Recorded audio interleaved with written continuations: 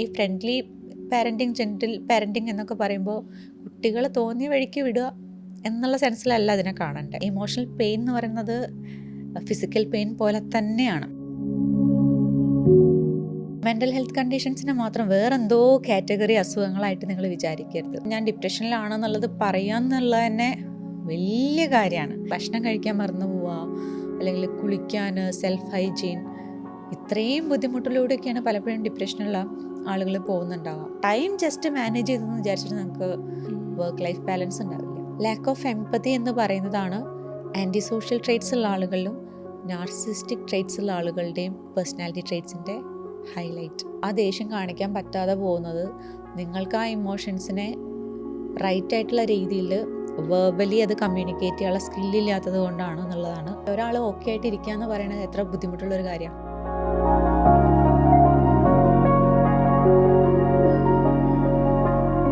വെൽനെസ്സിൽ clinical psychologist ആർദ്ര Mohan. Depression ഒരു തോന്നലാണെന്ന് ഇങ്ങനെ പറയാറുണ്ട് ആളുകൾ, ചിലർ അക്സെപ്റ്റ് ചെയ്യില്ല. വിവരമില്ലായ്മ ഒരു കുറ്റമല്ല എന്ന് പറയുന്നത് പോലെ നമുക്ക് പറയാൻ പറ്റുള്ളൂ. അത് ഡിപ്രഷനെ പറ്റി ഒരു വിവരമില്ലാത്ത ആളുകൾ മാത്രം പറയുന്ന കാര്യമാണ്. അതിലൂടെ ഗോ ത്രൂ ചെയ്യുന്നവർക്കും അങ്ങനെയുള്ള ആളുകളെ കാണേണ്ടി വരുന്ന ആളുകൾക്കും മാത്രം മേ ബി കുറച്ചുകൂടെ മനസ്സിലാക്കാൻ പറ്റുന്നൊരു കണ്ടീഷനാണ്. സാധാരണ മറ്റെല്ലാ ഹെൽത്ത് കണ്ടീഷൻസ് പോലെ തന്നെയാണ് മെൻ്റൽ ഹെൽത്ത് ഡിസോർഡേഴ്സ് ആയതുകൊണ്ടാണ് ഡിപ്രഷൻ ഒരു ഡിസോർഡറായിട്ട് പറയുന്നത്.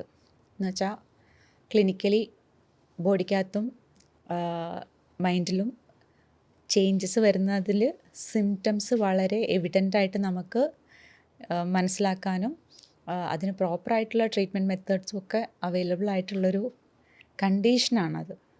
അത് ഒരു ദിവസത്തെ വിഷമം പോലെയോ ഇന്നൊരു സങ്കടം വന്നു കരഞ്ഞു ആ രീതിയിലല്ല നമ്മൾ ഡിപ്രഷനെ കാണുന്നത്. പക്ഷേ ഈ നേരത്തെ പറഞ്ഞ പോലെ ഈ വേർഡ് കോമൺ ആയതുകൊണ്ട് ആവശ്യമുള്ളിടത്തും ഇല്ലാത്തടത്തും ഒക്കെ ഒരു സങ്കടം വന്ന് കരയുമ്പോഴത്തേക്കും ഞാൻ ഡിപ്രഷനിലാണ് അങ്ങനെ യൂസ് ചെയ്യുന്നുണ്ട്. പക്ഷേ അത് റൈറ്റ് അല്ല. അത് ആക്ച്വൽ ഡിപ്രഷനുള്ള ആളുകളുടെ അസുഖത്തിനെ നിങ്ങൾ കുറച്ച് കാണിക്കുന്നത് പോലെ ആയിരിക്കും. അതിൻ്റെ ആക്ച്വൽ ഡെപ്ത് എന്താണെന്നുള്ളത് അറിയാത്ത ആളുകൾ മാത്രമേ അങ്ങനെ ഡിപ്രഷനെ പറ്റി യൂസ് ചെയ്യുള്ളൂ. മേ ബി എംപത്തി എന്ന് പറയുന്ന സാധനം ഇല്ലാത്ത ആളുകളും ആക്ച്വലി ഇതിനെപ്പറ്റിയൊന്നും റിസർച്ച് ചെയ്യാനോ റീഡ് ചെയ്യാനോ ലേൺ ചെയ്യാനോ ഒന്നും റെഡി അല്ലാത്ത ആളുകൾ മാത്രമേ ഇങ്ങനെ കമൻറ്റ് ചെയ്യുള്ളൂ തോന്നുന്നു. ഒരുപാട് ടൈപ്സ് ഓഫ് ഡിപ്രഷൻ ഉണ്ട്. അതെല്ലാവരും അവെയർ ആയിരിക്കണമെന്നില്ല. എനിക്കൊന്ന് കൂടുതൽ ഇപ്പോൾ ഏറ്റവും കൂടുതൽ അവെയർ ആയിട്ടുള്ളത് പോസ്റ്റ്മോർട്ടം ഡിപ്രഷൻ ആവാം. ഒരുപാട് ടൈപ്പ് ഓഫ് ഡിപ്രഷൻ ഉണ്ട്. ഇതിൽ ഏതാണ് ഏറ്റവും കൂടുതൽ ഡേഞ്ചറസ് ആയിട്ട് തോന്നിയിട്ടുള്ളത്? ഡേഞ്ചറസ് എന്നുള്ളത് നമുക്ക് അങ്ങനെയല്ല നമ്മൾ പറയാൻ പറ്റുക. എല്ലാം ഓരോ ആളുകളെ സംബന്ധിച്ചിടത്തോളം ഓരോ ആളുകൾക്കും അത് അവരുടെ സ്വന്തം പേഴ്സണൽ എക്സ്പീരിയൻസ് ആയിട്ട് വരുമ്പോൾ അത് അത്രയും പെയിൻഫുള്ളാണ്. അപ്പോൾ ഇത് ഡേഞ്ചർ എന്നുള്ളത് നമുക്ക് ഡേഞ്ചറാണെന്നാണോ അവർക്ക് ഡേഞ്ചറാണോ എന്നുള്ളതാണ് ഒന്നാമത്തെ ക്വസ്റ്റ്യൻ. പക്ഷേ ഇപ്പം അതിലൂടെ ഗോ ത്രൂ ചെയ്യുന്ന ആർക്കാണെങ്കിലും അത് ഈക്വലി ഒരേപോലെ തന്നെ പെയിൻഫുള്ളാണ്. നമുക്കതിനെ കമ്പയർ ചെയ്യാനുള്ളൊരു ആരുടെ പെയിനാണ് കൂടുതൽ എന്നുള്ളതോ അങ്ങനെ നമുക്ക് പറയാൻ പറ്റില്ല. പക്ഷേ ഈ പറഞ്ഞതുപോലെ പലതരത്തിലുള്ള ഡിപ്രഷൻസ് ഉണ്ട്. അതിൽ പോസ്റ്റ്മോർട്ടം നമ്മൾ വളരെ ഇപ്പം മേ ബി കോമൺ ആയിട്ട് നമ്മൾ കേൾക്കുന്നു. പോസ്റ്റ്മോർട്ടം ട്രീറ്റ്മെൻറ്റ്സിനെ പറ്റിയൊക്കെ നമ്മൾ അവെയർനെസ് കാര്യങ്ങളൊക്കെ ചെയ്യുന്നതുകൊണ്ട് അറിയായിരിക്കും. ഞാൻ അത്ര നോട്ടീസ് ചെയ്യപ്പെടാത്തൊരു ഡിപ്രഷൻ്റെ കാറ്റഗറീനെ പറ്റി പറയാം. നമ്മൾ ഓവർ ഫങ്ഷനിങ് ആയിട്ടുള്ള ഡിപ്രഷൻ എന്ന് പറയും. അതൊരു ക്ലിനിക്കൽ ഡയഗ്നോസിസ് അല്ല കേട്ടോ ഞാൻ ഈ പറയുന്നത്. ഡിപ്രഷൻ എന്നുള്ള ഡയഗ്നോസിസേ ഉള്ളൂ. അതല്ലാതെ നമ്മളതിനകത്ത് എന്തൊക്കെ ഏരിയാസിലാണ് ഡിപ്രഷൻ വരുന്നതെന്ന് വെച്ചിട്ടാണ് ഈ സബ് കാറ്റഗറീസോ ടൈപ്സോ പറയുന്നത്. ഈ ഓവർ ഫങ്ഷനിങ് ഡിപ്രഷൻ എന്ന് പറയുന്നവർക്ക് അവർക്ക് എപ്പോഴും പ്രൊഡക്റ്റീവായിട്ട് ഇരുന്നേ പറ്റുള്ളൂ. അവർക്കതൊരു തരത്തിലെ ഡിസ്ട്രാക്ഷനാണ് അവരുടെ ഇമോഷണൽ പെയിനിൽ നിന്ന്. അപ്പോൾ ഡിപ്രഷൻ്റെ സിംറ്റംസും കാര്യങ്ങളൊക്കെ ഉണ്ടെങ്കിൽ പോലും അതിനെ പോലും മൈൻഡ് ചെയ്യാതെ പണിയെടുത്തുകൊണ്ടേയിരിക്കുക, വേറെ ഒന്നും അറിയണ്ട. ഒരു ഗ്യാപ്പ് കിട്ടിക്കഴിഞ്ഞാൽ പോലും ആ ഇമോഷണൽ പെയിനിലേക്ക് പോകേണ്ടി വന്നു കഴിഞ്ഞാൽ അതൊരു ഡിസ്റ്റർബിങ് സിറ്റുവേഷൻ ആവുമെന്നുള്ളത് കൊണ്ട് എപ്പോഴും പണിയെടുക്കുക. അപ്പോൾ സ്ലീപ്പ് ഡിസ്റ്റർബൻസസ് ഉണ്ടെങ്കിലും ശരി, നമ്മൾ ഫുഡ് കഴിക്കുന്ന ഹാബിറ്റ്സിൽ വ്യത്യാസം ഉണ്ടെങ്കിലും ശരി, ഇപ്പോൾ നമ്മൾ സാധാരണ ഡിപ്രഷനിൽ പറയുന്ന സിംറ്റംസ് ഇല്ലേ, ഹെൽപ്ലെസ്നെസ്സും വർത്ത്ലെസ്നെസ്, ഹോപ്പ്ലെസ്നെസ്, ഇങ്ങനത്തെ തോട്ട്സോ ഫീലിങ്സോ മൂഡ് ലോ ആവുന്നുണ്ട് എന്നുള്ളതോ മുന്നേ ചെയ്തിരുന്ന ഇഷ്ടപ്പെട്ട കാര്യങ്ങളൊക്കെ ഇപ്പോൾ ചെയ്യണില്ല എന്നുള്ളതോ, ഇതൊന്നും നോട്ടീസ് ചെയ്യാൻ പോലും സമയം കൊടുക്കാത്ത രൂപത്തിൽ ഇരുന്ന് പണിയെടുക്കുക. ഡിസ്ട്രാക്ട് ചെയ്യാൻ വേണ്ടിയിട്ട്. ഡിസ്ട്രാക്ട് ചെയ്യാതെ അത് സ്വന്തം ഫീലിങ്സിനെ അഡ്രസ്സ് ചെയ്യാനുള്ള പേടി അതാണോ? ഈ പേടി എന്ന് പറയുന്നത്, എമോഷണൽ പെയിൻ എന്ന് പറയുന്നത് ഫിസിക്കൽ പെയിൻ പോലെ തന്നെയാണ്. സൈക്കോളജിക്കൽ പെയിൻ എന്ന് പറയുമ്പോഴത്തേക്കും ഫിസിക്കൽ പെയിനും ഇമോഷണൽ പെയിനും ഒരേപോലെയാണ് ബോഡി എക്സ്പീരിയൻസ് ചെയ്യുന്നത്. അപ്പോൾ ആ പെയിനിൻ്റെ കൂടെ ഇരിക്കാൻ ഒട്ടും കംഫർട്ടബിൾ അല്ല, അത് അത്രയും ഡിസ്റ്റർബിംഗ് ആണ്. അതിൻ്റെ കൂടെ ഇരുന്നാൽ വരുന്ന ആ തോട്ട്സിനെ ഹാൻഡിൽ ചെയ്യാൻ അത്രയും ബുദ്ധിമുട്ടാണെന്ന് തോന്നുമ്പോൾ എന്തെങ്കിലും രീതിയിൽ അതിനെ ഡിസ്ട്രാക്ട് ചെയ്യുക എന്നുള്ള രൂപത്തിലാണ് പലപ്പോഴും ഇങ്ങനെ വർക്കഹോളിക് നേച്ചറിലേക്ക് പോവാറ്. അവർക്ക് ആകെ മേ ബി അവരുടെ ജോലി മാത്രമേ കംഫർട്ടബിൾ ആവുള്ളൂ. ഈവൻ വെറുതെ ഇരിക്കുക എന്ന് പറയുന്നത് ഭയങ്കര ഗിൽറ്റ് ഫീൽ ചെയ്യുന്നത് പോലെയൊക്കെ ആയി പോവാറുണ്ട് ഇവർക്ക്. ഇത് ഒരു കാറ്റഗറി. ഇനി ടീനേജേഴ്സിലുള്ള ഡിപ്രഷൻ ഉണ്ടാവാറുണ്ട്. പക്ഷെ അതിൻ്റെ സിംറ്റംസ് എന്ന് പറയുന്നത് പലപ്പോഴും ദേഷ്യം, ഇറിറ്റബിലിറ്റി, നമ്മൾ നോക്കുമ്പോൾ അനുസരണയില്ലാത്ത പോലെയാണ് കാണുന്നത്, ഒന്നും പറഞ്ഞാൽ കേൾക്കില്ല, എപ്പോഴും റൂം അടച്ചിരിക്കും, അവരുടേതായിട്ടുള്ള ലോകത്തിലാണ്. ഇങ്ങനെയൊക്കെയുള്ള കംപ്ലയിൻറ്റ്സ് നമ്മൾ ടീനേജേഴ്സിനെ പറ്റി, അഡോളസെൻ്റ് പിള്ളേരെ പറ്റിയൊക്കെ പറയും. പക്ഷെ മേ ബി അതും ഒരു ഇമോഷണലി ഓക്കെ അല്ലാത്തുള്ളൊരു ഡിപ്രസീവ് സ്റ്റേറ്റിൻ്റെയൊക്കെ സിംറ്റംസ് ആവാറുണ്ട്, അൺനോട്ടീസ്ഡായി പോവാറുള്ളതാണ്. ഇതുപോലെ പല കാറ്റഗറിയിലുള്ള ഡിപ്രഷൻസ് ഉണ്ട്. ഈവൻ അതിപ്പോൾ ക്ലിനിക്കൽ ഡയഗ്നോസിസ് അല്ലെങ്കിൽ പോലും മെന്നിൽ, ആണുങ്ങളിൽ ഡിപ്രഷൻ്റെ സിംറ്റംസ് ഈ പറഞ്ഞതുപോലെ ദേഷ്യം, ഫ്രസ്ട്രേഷൻ, ആങ്കർ, ആ രീതിയിലേക്കൊക്കെയാണ് നമ്മൾ പലപ്പോഴും, അല്ലെങ്കിൽ വർക്കിൽ ഹൈപ്പർ ഫോക്കസ്ഡായി പോവുക, അല്ലെങ്കിൽ ഒട്ടും ഫോക്കസും അറ്റൻഷനും കോൺസെൻട്രേഷനും ഇല്ലാതെ പോവുക, ഈ രീതിയിലൊക്കെയാണ് മെന്നിൽ കാണുക. അപ്പോൾ മെൻസിലാണോ വിമൻസിലാണോ കൂടുതൽ ഡിപ്രഷന് സാധ്യത? അങ്ങനെ ഡിഫറൻസസ് ഒന്നും ഇല്ല. പക്ഷേ മേ ബി എക്സ്പ്രസ് ചെയ്യുന്നത് കൂടുതൽ ഫീമെയിൽസ് ആയിരിക്കാം. നമുക്ക് പ്രശ്നമുണ്ട്, നമ്മൾ ഓക്കെ അല്ല. പലപ്പോഴും ഇമോഷണൽ നീഡ്സിനെ പറ്റി വോക്കലി സംസാരിക്കുന്നത് നമ്മളാവുന്നതുകൊണ്ട് ആളുകൾക്ക് തോന്നും സ്ത്രീകൾക്കാണ് ഡിപ്രഷൻ കൂടുതൽ എന്ന്. അതെ, മറ്റേ മെൻ കൂടുതലും അടക്കി പിടിച്ചിരിക്കും. ഐ മീൻ ഇമോഷൻസ് എക്സ്പ്രസ് ചെയ്യാതെ അടക്കി പിടിച്ചിരിക്കും. അത് സങ്കടം എന്നുള്ള ഇമോഷനാണ് എക്സ്പ്രസ് ചെയ്യാതെ വരുന്നുള്ളൂ. ആൻഡ് എപ്പോഴും ദേഷ്യവും ഇറിറ്റബിലിറ്റിയും പുറമേക്ക് കാണിക്കുന്നത് വരുമ്പോൾ അതിൻ്റെ അണ്ടർലൈൻ വരുന്നത് എപ്പോഴും ദേഷ്യം എന്ന് പറയുന്നത് പ്രൈമറി ഇമോഷൻ അല്ല, അത് സെക്കൻഡറി ആയിട്ടാണ് വരുന്നത്.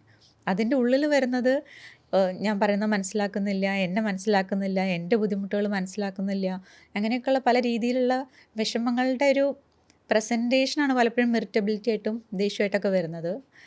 അങ്ങനെ വരുന്നതുകൊണ്ട് നമുക്ക് മെന്നാണോ വിമനാണോ എന്നുള്ളത് പറയാൻ വയ്യ. പക്ഷെ എല്ലാവരിലും ബുദ്ധിമുട്ടുകൾ ഉണ്ടാവാറുണ്ട്.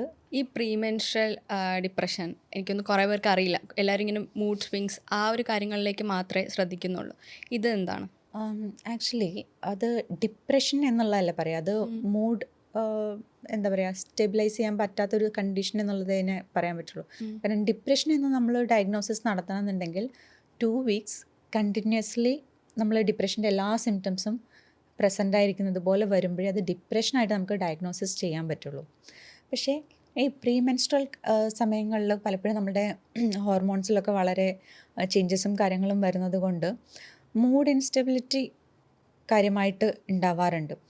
ഇന്നിപ്പോൾ അതിന് മെഡിക്കേഷൻസും കാര്യങ്ങളും ഒക്കെ അവൈലബിൾ ആണ് കേട്ടോ. അത് അത്ര ഹാംഫുൾ ആയിട്ടുള്ള രീതിയിലല്ല. അത് ഗൈനക്കോളജിസ്റ്റുകളെ കണ്ടു കഴിഞ്ഞാലും സൈക്യാട്രിസ്റ്റുകളെ കണ്ടു കഴിഞ്ഞാലും, ഇപ്പോൾ സൈക്യാട്രിസ്റ്റിനെ കാണാൻ പലർക്കും ബുദ്ധിമുട്ടാണ്. ഇപ്പോൾ ഗൈനക്കോളജിസ്റ്റുകളെ കണ്ടു കഴിഞ്ഞാൽ പോലും ഈ പ്രീമെൻസ്ട്രൽ ആയിട്ട് വരുന്ന മൂഡ് ഇംബാലൻസസിന് വേണ്ടിയിട്ടുള്ള മെഡിക്കേഷൻസും കാര്യങ്ങളൊക്കെ അവൈലബിൾ ആണ്.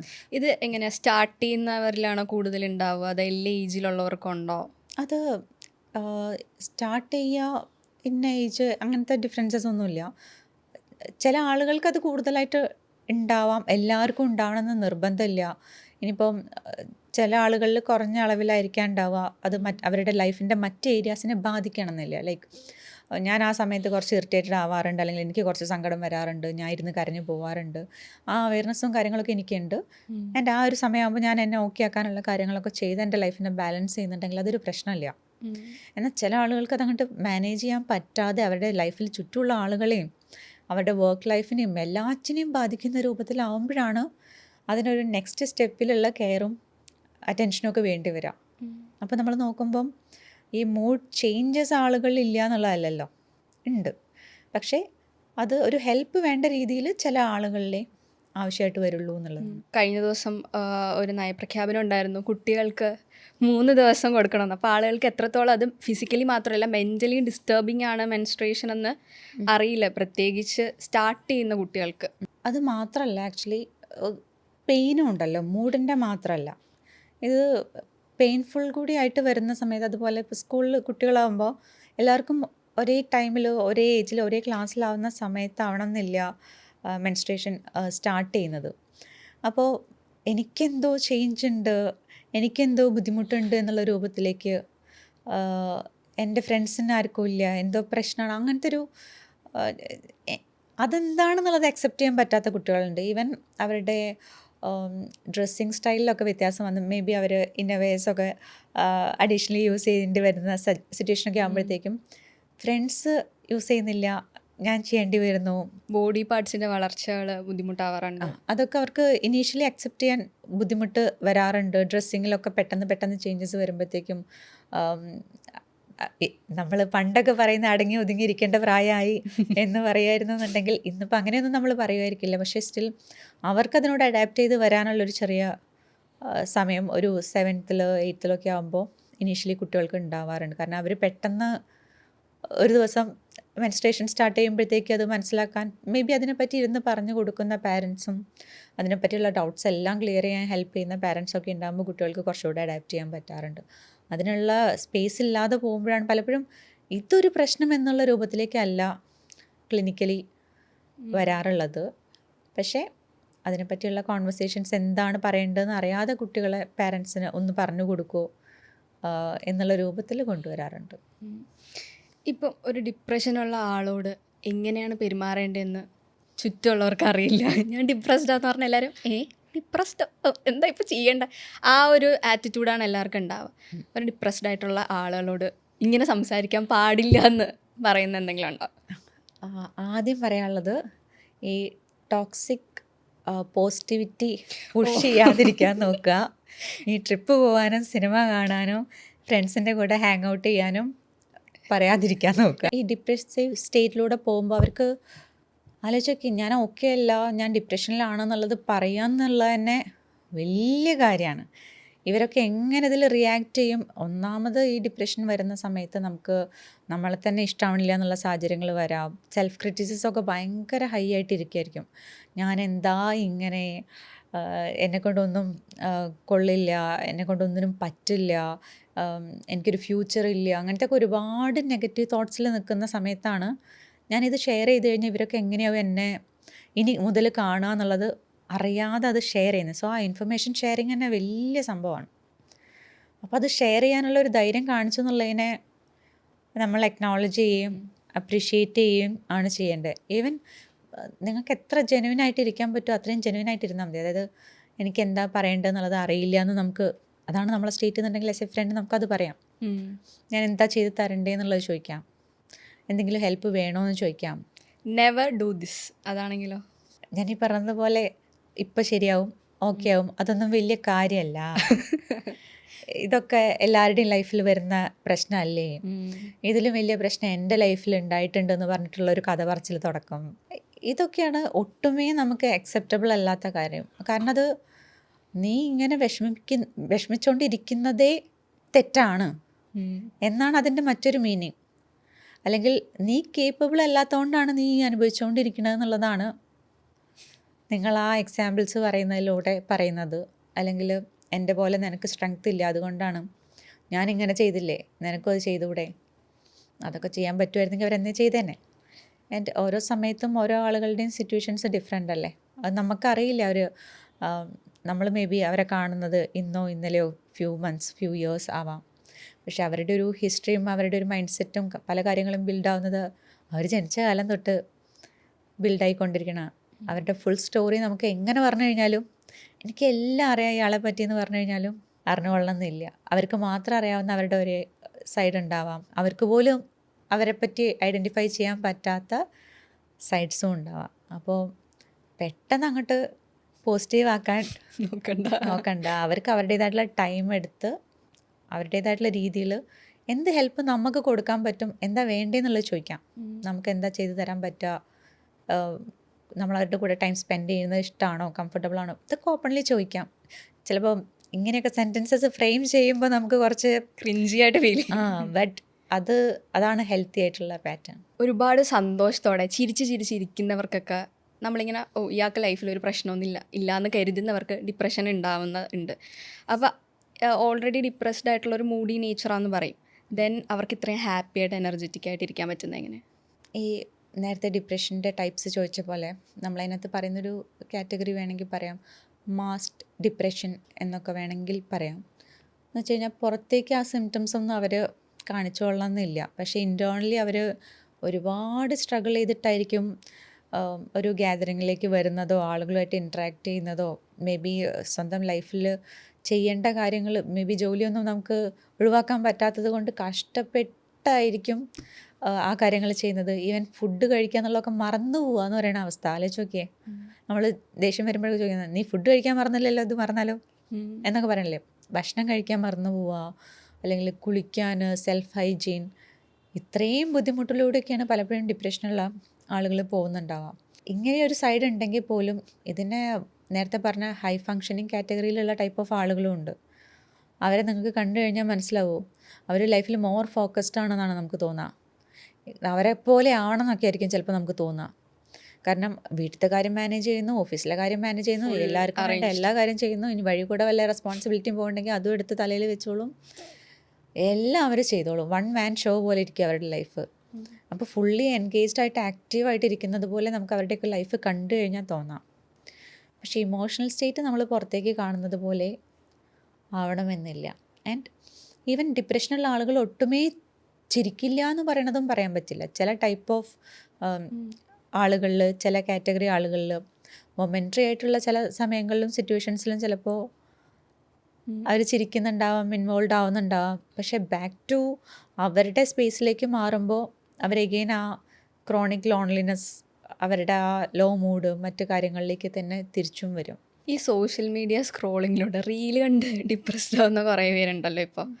അതെന്താണ് ശരിക്കും? നമ്മൾ അതിനകത്ത് കൂടുതലും കാണുന്നത് പോസിറ്റീവായിട്ടുള്ള കാര്യങ്ങളല്ലേ. നമ്മൾ ആരെങ്കിലും നമ്മളുടെ ലൈഫിലെ നെഗറ്റീവായിട്ടുള്ള കാര്യങ്ങൾ മാത്രം ഹൈലൈറ്റ് ചെയ്തിടാറുണ്ടോ? നമ്മളെന്താ നമ്മളുടെ ഇൻസ്റ്റ അക്കൗണ്ടിലൊക്കെ തന്നെ ഹൈലൈറ്റ് ചെയ്തിടുന്നത്? നിങ്ങൾ കാണും എൻ്റെ ലൈഫിൽ ഇത്രയും സംഭവങ്ങൾ നടന്നു, ഞാൻ കിടിലാണ്, അല്ലെങ്കിൽ എൻ്റെ ഞാൻ അവിടെ ലൈഫ് പോയി. അല്ലേ. ഹൈലൈറ്റ്സിൽ നമ്മൾ അത്രയും കെയർഫുള്ളി അങ്ങനത്തെ സാധനങ്ങളാണ് വെക്കുന്നത്. ഈവൻ ഒരു പോസ്റ്റൊക്കെ ഇടുന്നതിൽ നമ്മൾ എത്ര കെയർഫുള്ളായിട്ട് ആലോചിച്ച് പ്ലാൻ ചെയ്ത് അതിൻ്റെ കളറ്, ടോണ്, അത് ഇത്, അതിൻ്റെ ക്യാപ്ഷൻ എല്ലാം നോക്കിയിട്ടല്ലേ ഇടുന്നത്. സോ അത്രയും നന്നായിരിക്കണം അതിന് പോകുന്ന ഒരു സാധനം എന്നുള്ളത് എല്ലാവരും ഇൻറ്റൻഷനലി പ്ലാൻ ചെയ്തിടുന്നൊരു സ്പേസിൽ ഒട്ടും ഓക്കെ അല്ലാത്ത ഒരാൾ കയറിയിട്ട് കാണുമ്പോൾ ഞാൻ ലൂസറാണെന്ന് ഫീൽ ചെയ്തുകൊണ്ടേയിരിക്കും. പിന്നെ അതുപോലെ അത് റിലേറ്റഡ് ആയിട്ടുള്ള ഇങ്ങനത്തെ ഫീലിങ്സ് വരുമ്പോഴത്തേക്കും അങ്ങനത്തെ വല്ല ഐറ്റംസും കണ്ടു കഴിഞ്ഞാൽ പിന്നെ അത് നോക്കിയതിൻ്റെ പുറമെ അൽഗോരിതം അങ്ങനത്തെ ഐറ്റംസ് മാത്രം കാണിക്കാൻ തുടങ്ങും, ഡിപ്രസീവ് ആക്കുന്ന രൂപത്തിലുള്ള അങ്ങനത്തെ ക്യാപ്ഷൻസ്, കോഡ്സ്, റീൽസ് എല്ലാം. പിന്നെ അതും ആയിട്ട് കണക്ട് ചെയ്ത് കുറേ നാൾ അത് കണ്ട് എനിക്കിതാണോ എനിക്കതാണോ, ഈവൻ പല അസുഖങ്ങളുടെ പേര് വരെ കാണാപ്പാഠം പഠിച്ച് എനിക്കിതാണ്, ഞാൻ കുറേ നാളായിട്ട് അതിനെപ്പറ്റി റിസർച്ച് ചെയ്യണമെന്നൊക്കെ പറഞ്ഞ് സെൽഫ് ഡയഗ്നോസ് ചെയ്തിട്ടും ഒരുപാട് ആളുകൾ അവരങ്ങനെയാണെന്നൊക്കെ അക്സെപ്റ്റ് ചെയ്ത് ജീവിക്കുന്നവരുണ്ട്. ഈവൻ കൂടെ ലൈഫിലുള്ള ആളുകളെ ഈ റീൽസൊക്കെ കണ്ടിട്ട് അങ്ങനെയാണ്, ഇയാൾ ടോക്സിക് ആണ്, ഇയാൾ ഇതാണെന്നൊക്കെ പറഞ്ഞ് ലേബിൾ ചെയ്ത് അവരോടൊരു നെഗറ്റിവിറ്റി അങ്ങനെ ഉള്ളിൽ ബിൽഡായി അങ്ങനെ പോകുന്ന ആളുകളുണ്ട്. ആൻഡ് എങ്ങനെയായാലും മോർ പോസിറ്റിവിറ്റി നമ്മൾ റീലിലും അവിടെ ഇവിടെയൊക്കെ ചില ഏരിയാസിൽ കാണുമ്പോൾ നമുക്ക് ഈ കമ്പയർ ചെയ്യാനുള്ള ടെൻഡൻസിയുള്ള ആളുകളെയാണിത് ആക്ച്വലി അത്രയും എഫക്റ്റ് ചെയ്യുന്നത്, ബാധിക്കുന്നത്. ആൻഡ് അത്രയും ടൈം അതിനകത്ത് സ്പെൻഡ് ചെയ്യുന്നവർ. അല്ലാത്ത ആളുകൾ അത്രത്തോളം അത് ഇൻഫ്ലുവൻസ് ചെയ്തോളണമെന്നില്ല. ആൻഡ് സെൽഫ് എസ്റ്റീം ലോ ആയിട്ടുള്ള ആളുകൾ, സെൽഫ് കോൺഫിഡൻസ് ലോ ആയിട്ടുള്ള ആളുകൾ, അങ്ങനെയൊക്കെയുള്ള ആളുകൾക്കാണ് കൂടുതൽ ഇത് ബാധിക്കുക. ഈ ഡൂം സ്ക്രോളിംഗ് ഉണ്ടല്ലോ, നമ്മൾ ഇതിൽ നിന്ന് സ്ട്രെസ്സോ അല്ലെങ്കിൽ ഡിസ്ട്രാക്റ്റ് ആവാൻ വേണ്ടിയിട്ട് സോഷ്യൽ മീഡിയ ഇങ്ങനെ മാറി മാറി യൂസ് ചെയ്തുകൊണ്ടിരിക്കുന്നത് അത് എത്രത്തോളം പ്രശ്നമാണ്? പ്രശ്നം മാത്രമല്ലേ ഉള്ളൂ അതിനകത്ത്, എത്രത്തോളം നല്ലതൊന്നുമില്ല. ഇല്ല. ആക്ച്വലി നേരത്തെ പറഞ്ഞതുപോലെ വർക്കഹോളിക് ആവുക എന്ന് പറയുന്ന ഒരു ഡിസ്ട്രാക്ഷൻ ആണെങ്കിൽ ഈ റീൽസും സോഷ്യൽ മീഡിയയും യൂസ് ചെയ്യുക എന്ന് പറയുന്നതും ഒരു ഡിസ്ട്രാക്ഷൻ മാത്രമാണ്. അത് എന്ന് സ്റ്റോപ്പ് ചെയ്ത് റിയാലിറ്റിയിലേക്ക് വരുന്നോ അപ്പോൾ എഗെയിൻ സെയിം സിറ്റുവേഷനിൽ സെയിം പെയിനിൽ നിങ്ങൾ എവിടെ നിന്നാണോ ഇവിടെ ഏത് പോയിന്റിൽ നിന്നാണോ എന്തിനെയാണോ ഡിസ്ട്രാക്ട് ചെയ്യാൻ പോയത് അതിലേക്ക് തന്നെയാണ് തിരിച്ചു വരിക. ഒരു റിയാലിറ്റിയിൽ നിന്ന് കട്ടായി കുറച്ച് നേരം കംഫർട്ടബിളായിട്ട് വേറെ ഏതോ ലോകത്ത് പോയി ഇരുന്നിട്ട് തിരിച്ചു വരുന്നത് പോലെ മാത്രമേ ഉണ്ടാവുള്ളൂ. മേ ബി നമ്മൾ ഈ ഓക്കെ അല്ലാത്ത സമയത്ത് നമ്മൾ നമ്മളുടെ കാര്യങ്ങളിലിരുന്ന് വർക്ക് ചെയ്ത് നമ്മളെ ഒന്ന് ബെറ്റർ ആക്കാൻ വേണ്ടിയിട്ട് കൊടുക്കേണ്ട ടൈമാണ് നമ്മളുമായിട്ട് യാതൊരു ബന്ധമില്ലാത്ത കുറേ കാര്യങ്ങളിൽ നമ്മൾ സ്പെൻഡ് ചെയ്ത് വരുന്നത്. അപ്പോഴത്തേക്കും നമ്മളുടെ കുറേ നമ്മളെ ഓക്കെ ആക്കാനുള്ള ടൈമും നമ്മൾ മേ ബി ഉള്ള പ്രശ്നങ്ങളുടെ ഇൻറ്റൻസിറ്റിയും മോശമാവാം. പല കാര്യങ്ങളുണ്ട്. നമ്മൾ മോർ ഇമോഷണലി ഡൗൺ ആവാം. ഇപ്പോൾ ഈ പറഞ്ഞതുപോലെ കമ്പാരിസണും കാര്യങ്ങളും ഒക്കെ നമുക്കത് കണ്ടിട്ട് തോന്നുകയാണെന്നുണ്ടെങ്കിൽ നമ്മൾ പോയതിനേക്കാൾ കൂടുതൽ വിഷമത്തിലായിരിക്കും തിരിച്ചിറങ്ങുന്നത്. പിന്നെ നമുക്ക് ഈ അറ്റൻഷൻ സ്പാൻ ഇങ്ങനെ കുറഞ്ഞു വരുമല്ലോ. നമ്മൾ ഈ സ്ക്രീനും കാര്യങ്ങളും ഒക്കെ അത്രയും ഫ്രീക്വൻ്റ് ആയിട്ട് ഇങ്ങനെ സ്വൈപ്പ് ചെയ്ത് കാണുമ്പോഴത്തേക്കും. അപ്പോഴുള്ളൊരു പ്രശ്നം എന്ന് വെച്ചാൽ നമ്മൾക്കും ഇമ്പൾസിവിറ്റിയും നമുക്കും ഇറിറ്റബിലിറ്റിയും ഒക്കെ കൂടാനുള്ള സാധ്യത ഉണ്ട്. സോഷ്യൽ മീഡിയ ഓവറായിട്ട് യൂസ് ചെയ്തിട്ട് ഡിപ്രസ്ഡ് ആവുന്ന ആൾക്കാരുണ്ടോ? ഇഷ്ടംപോലെ ഉണ്ട്. ഈ കമ്പാരിസണും കാര്യങ്ങളൊക്കെ എപ്പോഴും അവരെ ആ ഒരു മൈൻഡ് സെറ്റിലേക്ക് എത്തിക്കുന്ന ഒരുപാട് ആളുകളുണ്ട്. ചില സമയത്തൊക്കെ നമ്മൾ സോഷ്യൽ മീഡിയ പരിപാടികളൊക്കെ കുറച്ച് സമയത്തേക്ക് ഡീആക്ടിവേറ്റ് ചെയ്ത് വെക്കാൻ വരെ പറയാറുണ്ട് തെറപ്പി സെഷൻസിൽ. അങ്ങനെ ചെയ്യേണ്ട സാഹചര്യം ഉണ്ടാവാറുണ്ട്. ടൈം ലിമിറ്റ് ചെയ്യുന്ന രൂപത്തിലും അങ്ങനെ പല പല രീതിയിൽ സ്ക്രീൻ ടൈം കുറച്ച് കൊണ്ടുവരിക. സ്ക്രീൻ തന്നെ ഡീറ്റോക്സ് ചെയ്യുന്ന ഡിജിറ്റൽ ഡീറ്റോക്സ് പരിപാടികളൊക്കെ പല ക്ലയൻസിനും ആവശ്യമായിട്ട് വരാറുണ്ട്. ഈ ഡിപ്രഷൻ വരാൻ ജനറ്റിക്സിന് എന്തെങ്കിലും കാരണമുണ്ടോ? ഡിപ്രഷൻ മാത്രമല്ല, ഇപ്പോൾ എല്ലാതരം അസുഖങ്ങളിലും ജനറ്റിക്കൽ ഫാക്ടേഴ്സിന് റോളുണ്ട്. പക്ഷേ ജനറ്റിക്കൽ ഫാക്ടേഴ്സ് ഉള്ളത് കൊണ്ട് മാത്രം ഒരാൾക്ക് അസുഖം വന്നു എന്നുള്ളതും എല്ലാ കേസിലും പറയാൻ പറ്റില്ല. അപ്പം നമ്മളിതിനെ നോക്കുക, ബയോ സൈക്കോ സോഷ്യൽ എന്ന് പറയുന്നൊരു മോഡലിലാണ് പെട്ടെന്ന് പറഞ്ഞാൽ മനസ്സിലാക്കാൻ എളുപ്പം. അതായത് ഈ പറഞ്ഞ ജനറ്റിക്കൽ ഫാക്ടേഴ്സൊക്കെ ബയോളജിക്കൽ ഫാക്ടേഴ്സിൽ വരും. ഓക്കെ, ഇനി സൈക്കോളജിക്കൽ ഫാക്ടേഴ്സിൽ അയാളുടെ പേഴ്സണാലിറ്റി, ക്യാരക്ടറിസ്റ്റിക്സ്, ട്രെയ്റ്റ്സ്, അങ്ങനത്തെ കാര്യങ്ങൾ വരും. ഇനി സോഷ്യൽ ഫാക്ടേഴ്സിൽ അയാൾ വളർന്നു വന്ന സാഹചര്യം, അയാൾക്ക് ഉണ്ടായിട്ടുള്ള ലൈഫിലുള്ള എക്സ്പീരിയൻസസ്, ഇവൻറ്റ്സ്, ഇതെല്ലാം വരും. അപ്പോൾ ഈ 3 കാര്യങ്ങളുടെയും ഇൻട്രാക്ഷനും ഇൻവോൾവ്മെൻറ്റും അനുസരിച്ചാണ് ഒരാൾക്ക് ഒരസുഖം എങ്ങനെ പ്രത്യക്ഷത്തിൽ വരുന്നു എന്നുള്ളത് നമ്മൾ അനലൈസ് ചെയ്യാം. ബയോളജിക്കൽ ഫാക്ടേഴ്സ് ഉള്ളത് കൊണ്ട് മാത്രം വന്നോളണമെന്നില്ല. അതിലേക്ക് കോൺട്രിബ്യൂട്ട് ചെയ്യുന്ന സോഷ്യൽ ഇവൻറ്റ്സ് വന്നു, അയാളുടെ സൈക്കോളജിക്കൽ പേഴ്സണാലിറ്റി ട്രേറ്റ്സും കാര്യങ്ങളും കൂടെ ഈ സിംറ്റം ഉണ്ടാക്കുന്ന രൂപത്തിലേക്ക് ആണോ എന്നൊക്കെ ഉണ്ടെങ്കിലാണ്. അപ്പോൾ ജനറ്റിക്സിന് ഒരു പാർട്ടുണ്ട്. അത് എല്ലാവർക്കും എപ്പോഴും ആ ഒരു ഇപ്പോൾ നമ്മുടെ അത് ബയോളജിക്കൽ അസുഖങ്ങളില്ലേ, മറ്റ് മെഡിക്കൽ ഹെൽത്ത് വൈസ് ഉണ്ടാകുന്ന മറ്റെല്ലാ അസുഖങ്ങളും ഇല്ലേ, ഇപ്പം ക്യാൻസർ ആയിക്കോട്ടെ, ഹാർട്ട് ഡിസീസസ് ആയിക്കോട്ടെ. ഇപ്പോൾ നമ്മുടെ പാരൻസിനൊക്കെ ഹാർട്ട് റിലേറ്റഡ് പ്രോബ്ലംസ് ഉണ്ട്, അങ്ങനെയൊക്കെ ഉണ്ടെന്നുണ്ടെങ്കിൽ, ഇൻസുലിൻ റെസിസ്റ്റൻസ് ഉണ്ട്, അങ്ങനെയൊക്കെ ഉണ്ടെന്നുണ്ടെങ്കിൽ, പെട്ടെന്ന് റിലേറ്റ് ചെയ്യാൻ പറ്റുന്ന ഹെയർ റിലേറ്റഡ് പ്രോബ്ലംസ് ഉണ്ടെന്നുണ്ടെങ്കിൽ, സ്കിൻ റിലേറ്റഡ് ഉണ്ടെന്നുണ്ടെങ്കിൽ, നമുക്കൊക്കെ അതേ ജനറ്റിക്കൽ സാധനങ്ങളല്ലേ വരുന്നേ. അതുപോലെ തന്നെ സെയിമാണ്. പക്ഷേ ഇപ്പോൾ ഭയങ്കര സ്ട്രെസ്സും കാര്യങ്ങളൊക്കെ പോവുകയാണെങ്കിൽ നമുക്ക് പെട്ടെന്ന് ഹെയർ ഫോൾ വരാം. നേരെ മറിച്ച് അത്ര സ്ട്രെസ്സൊന്നും ഇല്ലാതെ ഭയങ്കര പീസ്ഫുള്ളായിട്ട് ഹെൽത്തി ആയിട്ടുള്ള ലൈഫ് സ്റ്റൈലും ക്വാളിറ്റി ഓഫ് ലൈഫും ഒക്കെ പോകുന്ന ഒരാൾക്ക് പാരൻസിനുണ്ടായിരുന്നു എന്ന് വിചാരിച്ചിട്ട് അത്രയും പെട്ടെന്ന് അത് ബാധിച്ചോളാൻ നിർബന്ധമില്ല, അല്ലേ? ഇതേപോലെ തന്നെ ഉള്ളൂ സൈക്കോളജിക്കലായിട്ട് വരുന്ന മെൻ്റൽ ഹെൽത്ത് കണ്ടീഷൻസിലും. ഈ മെൻ്റൽ ഹെൽത്ത് കണ്ടീഷൻസിനെ മാത്രം വേറെന്തോ കാറ്റഗറി അസുഖങ്ങളായിട്ട് നിങ്ങൾ വിചാരിക്കരുത്. മറ്റെല്ലാ ഹെൽത്ത് കണ്ടീഷൻസും പോലെ തന്നെയുള്ളൊരു കാറ്റഗറി അസുഖം, അത്രയേ ഉള്ളൂ. ഓഫീസ് സ്പേസിലൊക്കെ ആണെങ്കിൽ വർക്ക് ലൈഫ് ബാലൻസ് ഇപ്പം ഇല്ലാത്തതാണ് ഒരു മെയിൻ പ്രശ്നം. ജെൻസിക്കായിട്ട് ആയിക്കോട്ടെ, ഏത് ജനറേഷൻ ആയിക്കോട്ടെ, വർക്ക് ലൈഫ് ബാലൻസ് ഇല്ലാത്തത് അത് എത്രത്തോളം ഫിസിക്കലി ആൻഡ് മെൻ്റലി? ഈ വർക്ക് ലൈഫ് ബാലൻസ് എന്ന് പറയുമ്പോഴത്തേക്കും ഒരുപാട് പേര് വിചാരിച്ചു വെച്ചിരിക്കുന്നത് കറക്റ്റ് ഡ്യൂട്ടി ടൈം അങ്ങോട്ട് സ്പെൻഡ് ചെയ്യുന്നത് കറക്റ്റ് വർക്ക് ലൈഫും, ബാക്കി ഫാമിലിക്ക് വേണ്ടിയിട്ടും നമുക്ക് വേണ്ടിയിട്ടും കറക്റ്റ് ഇത്ര ടൈം മാറ്റി വയ്ക്കുന്നതും, ഇതാണ് വർക്ക് ലൈഫ് ബാലൻസ് എന്നുള്ളതാണ്, അല്ലേ? അത് വീട്ടിൽ പോവുക, തിരിച്ചു വരിക, അത് ഓക്കെയാണ്. പക്ഷേ ചില ആളുകൾ ഓഫീസിൽ വന്നാലും വീട്ടിലത്തെ പ്രശ്നം കൊണ്ടുവരും. ചില ആൾക്കാർ ഓഫീസ് കഴിഞ്ഞ് വീട്ടിൽ പോയാലും ഓഫീസിലത്തെ പ്രശ്നം കൊണ്ട് ചെല്ലും. ഡ്യൂട്ടി ടൈം കഴിഞ്ഞു, ലൊക്കേഷൻ മാറുന്നുണ്ട്, പക്ഷേ വർക്ക് ലൈഫ് ബാലൻസ് ഇല്ല അവിടെ. ഞാൻ പറഞ്ഞത് ഇവിടെ ഇമോഷണൽ കപ്പാസിറ്റിയാണ് ഇവിടെ ഉണ്ടാവേണ്ടത്. ഇമോഷണലി അഡാപ്റ്റ് ചെയ്യാനുള്ള കപ്പാസിറ്റിയാണ് ഉണ്ടാവേണ്ടത്. അപ്പോഴേ ഈ വർക്ക് ലൈഫ് ബാലൻസ് നമുക്ക് പ്രോപ്പറായിട്ട് ഹാൻഡിൽ ചെയ്യാൻ പറ്റുള്ളൂ. വർക്ക് സമയത്ത് അവിടുത്തെ കാര്യങ്ങൾ അവിടെ തീർക്കാൻ പറ്റുന്ന രൂപത്തിലുള്ള സ്കില്ലും കാര്യങ്ങളും നമുക്ക് ഉണ്ടാവണം. ചില ടാസ്കുകൾ തീർന്നിട്ടില്ല എന്നുണ്ടെങ്കിൽ ചിലപ്പോൾ അടുത്ത ദിവസമേ ചെയ്യാൻ പറ്റുമായിരിക്കുള്ളൂ. പക്ഷേ നമുക്ക് അതിനകത്തൊരു പ്രോപ്പർ പ്ലാനിങ്ങും കാര്യങ്ങളും വേണ്ടി വരും. ആൻഡ് വീട്ടിൽ ചെന്ന് കഴിഞ്ഞാലും അയ്യോ അത് തീർന്നില്ലല്ലോ, അതിൻ്റെ ചീത്ത നാളെ കേൾക്കേണ്ടി വരുമല്ലോ, അതാണ് ഇതാണ്, നമുക്ക് പ്രൊഡക്റ്റീവ് ആവാതിരിക്കാൻ പറ്റുന്നില്ല എന്നൊക്കെ പറഞ്ഞാൽ നേരത്തെ പറഞ്ഞ ആളുകളൊക്കെ ഇല്ലേ, അവരൊക്കെയാണെന്നുണ്ടെങ്കിൽ വീട്ടിൽ വന്നു കഴിഞ്ഞാലും പണിയെടുക്കും. ഇങ്ങനെ ഓഫീസിലെ വർക്ക് വീട്ടിൽ കൊണ്ടുവന്ന് പിന്നെയും ചെയ്യുക, അതും നല്ലതല്ലല്ലോ. അതും നല്ലതല്ല. പക്ഷെ ഇത് നല്ലതല്ല. ഒട്ടും നല്ലതല്ല. പക്ഷേ രണ്ടിടത്താണെങ്കിലും നമുക്ക് അവിടെ ഫുള്ളി ഇൻവോൾവ് ആയിട്ട് ആ സമയത്ത് അതിലും ഫുള്ളി ഇൻവോൾവ് ആയിട്ട് ഇരിക്കാൻ പറ്റണം.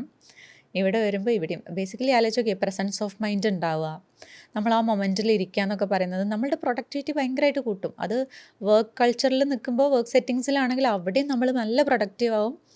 നമ്മുടെ ടാസ്കിൻ്റെയൊക്കെ സ്ട്രെസ്സും സാധനങ്ങളൊന്നും അത്രയ്ക്ക് വരില്ല. അതുപോലെ സ്ട്രെസ്ഡ് ആവുകയാണെങ്കിൽ നമ്മൾ റെഗുലേറ്റ് ചെയ്യാനുള്ള സ്കില്ലും കൂടി പഠിച്ചു കഴിഞ്ഞ് പോയി കഴിഞ്ഞാൽ നമുക്ക് കുറച്ചുകൂടി ഈസിയർ ആയിരിക്കും കാര്യങ്ങൾ. സെയിം വീട്ടിനകത്താണെന്നുണ്ടെങ്കിലും പല കോൺഫ്ലിക്റ്റും കാര്യങ്ങളൊക്കെ പലയിടത്തും വീട്ടിലാണെങ്കിലും ഒക്കെ ഉണ്ടാവാം. പക്ഷെ അങ്ങനെ വരികയാണെങ്കിലും അവിടെയും മാനേജ് ചെയ്യാനും ഇമോഷണലി അതിനെങ്ങനെ ഹാൻഡിൽ ചെയ്യണം എന്നുള്ള സ്കില്ലും ഒക്കെ ഉണ്ടെങ്കിൽ അവിടെയും നമുക്കത് ബാലൻസ് ചെയ്ത് പോകാം. ഇതിപ്പം ചില ആളുകൾക്ക് വീട്ടിൽ പോകണത് ഇഷ്ടമില്ലാത്തതുകൊണ്ട് ഓഫീസിൽ തന്നെ ലേറ്റായിട്ട് ഇരിക്കുന്ന ആളുകൾ ഉണ്ടാവാറുണ്ട്.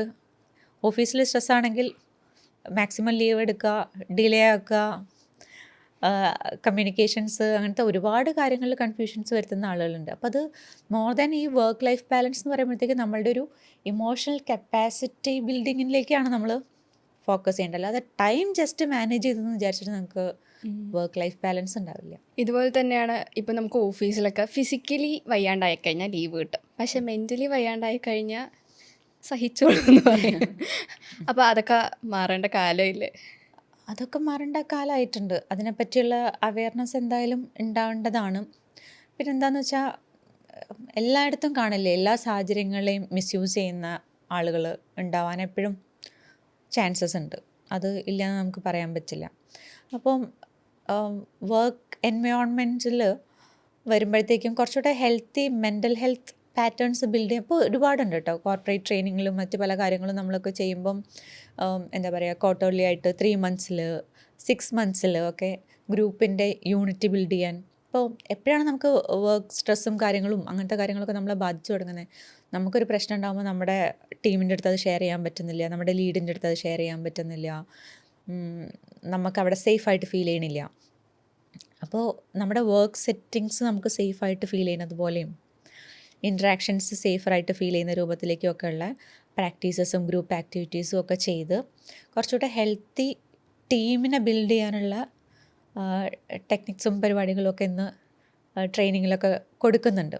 അപ്പോൾ അങ്ങനെയുള്ളൊരു സ്പേസിൽ വർക്ക് സ്പേസ് കാരണമുള്ളൊരു പ്രശ്നം ആ രീതിയിലുണ്ടാവുന്നതും മെൻ്റൽ ഹെൽത്തിനെ ബാധിക്കുന്നതിലൊക്കെ ചേഞ്ചസ് കൊണ്ടുവരാൻ പല കമ്പനീസും ട്രൈ ചെയ്യുന്നുണ്ട്.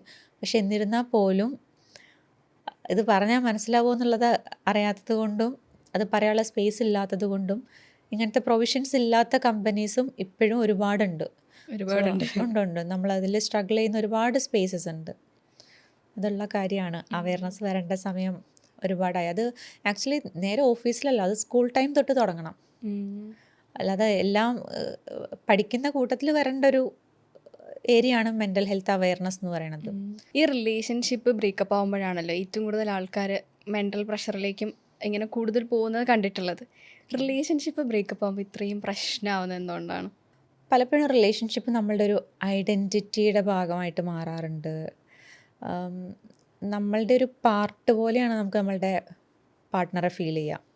അതൊരു സെക്കൻഡ് പേഴ്സണാണ്, സെക്കൻഡ് ഇൻഡിവിജ്വലാണെന്നുള്ള ആ ഒരു ഡിഫറൻസസ് പോലും പല ആളുകൾക്കും ഉണ്ടാവാറില്ല.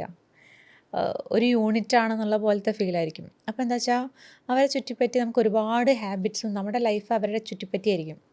അതായത് നമ്മൾ സ്ഥിരമായിട്ട് വിളിക്കുന്ന സമയങ്ങളുണ്ടാവും, സ്ഥിരമായിട്ട് ഒരുമിച്ച് ചെയ്യുന്ന കാര്യങ്ങളുണ്ടാവും, ഫ്രണ്ട് സർക്കിൾ പലപ്പോഴും ഏകദേശം ഒന്നായി മാറിയിട്ടുണ്ടാവും.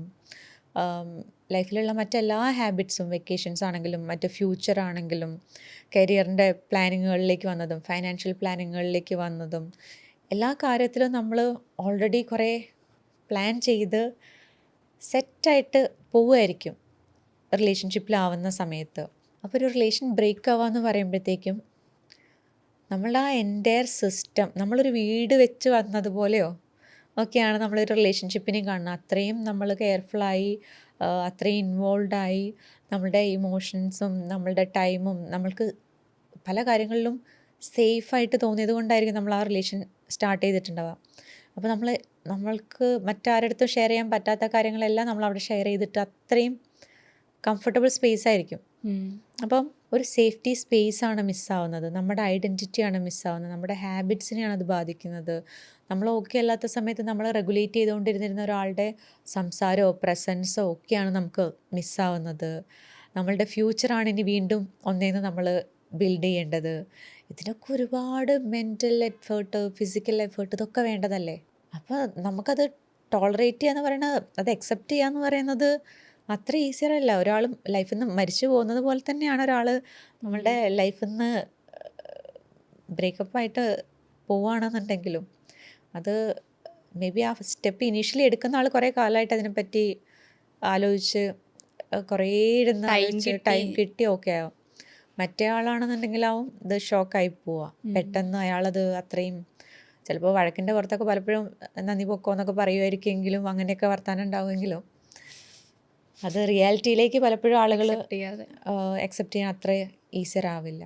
ടോക്സിക് റിലേഷൻഷിപ്പ് ഉള്ളവരെ ആ റിലേഷൻഷിപ്പ് ടോക്സിക് ആണെന്ന് മനസ്സിലാക്കിയിട്ടും അതിൽ തന്നെ ഹാങ് ഓൺ ചെയ്തുകൊണ്ടിരിക്കും. ഇയാൾ നല്ലതല്ല എന്ന് നമുക്കും അറിയാം, ചുറ്റുമുള്ളവർക്കും അറിയാം, എല്ലാം കൊണ്ടും അറിയാം. ഇത് റെഡ് ഫ്ലാഗ് ആണ് ടോട്ടലി.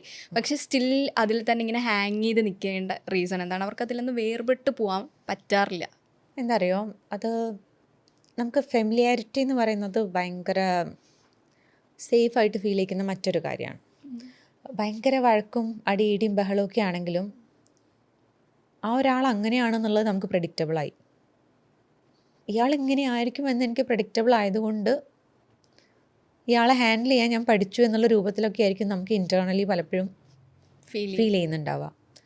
അതുപോലെ പലപ്പോഴും റിലേഷൻഷിപ്സിൽ എല്ലാ സമയത്തും അയാൾ അതേപോലെ തന്നെ ആവണമെന്നില്ല പെരുമാറുന്നത്.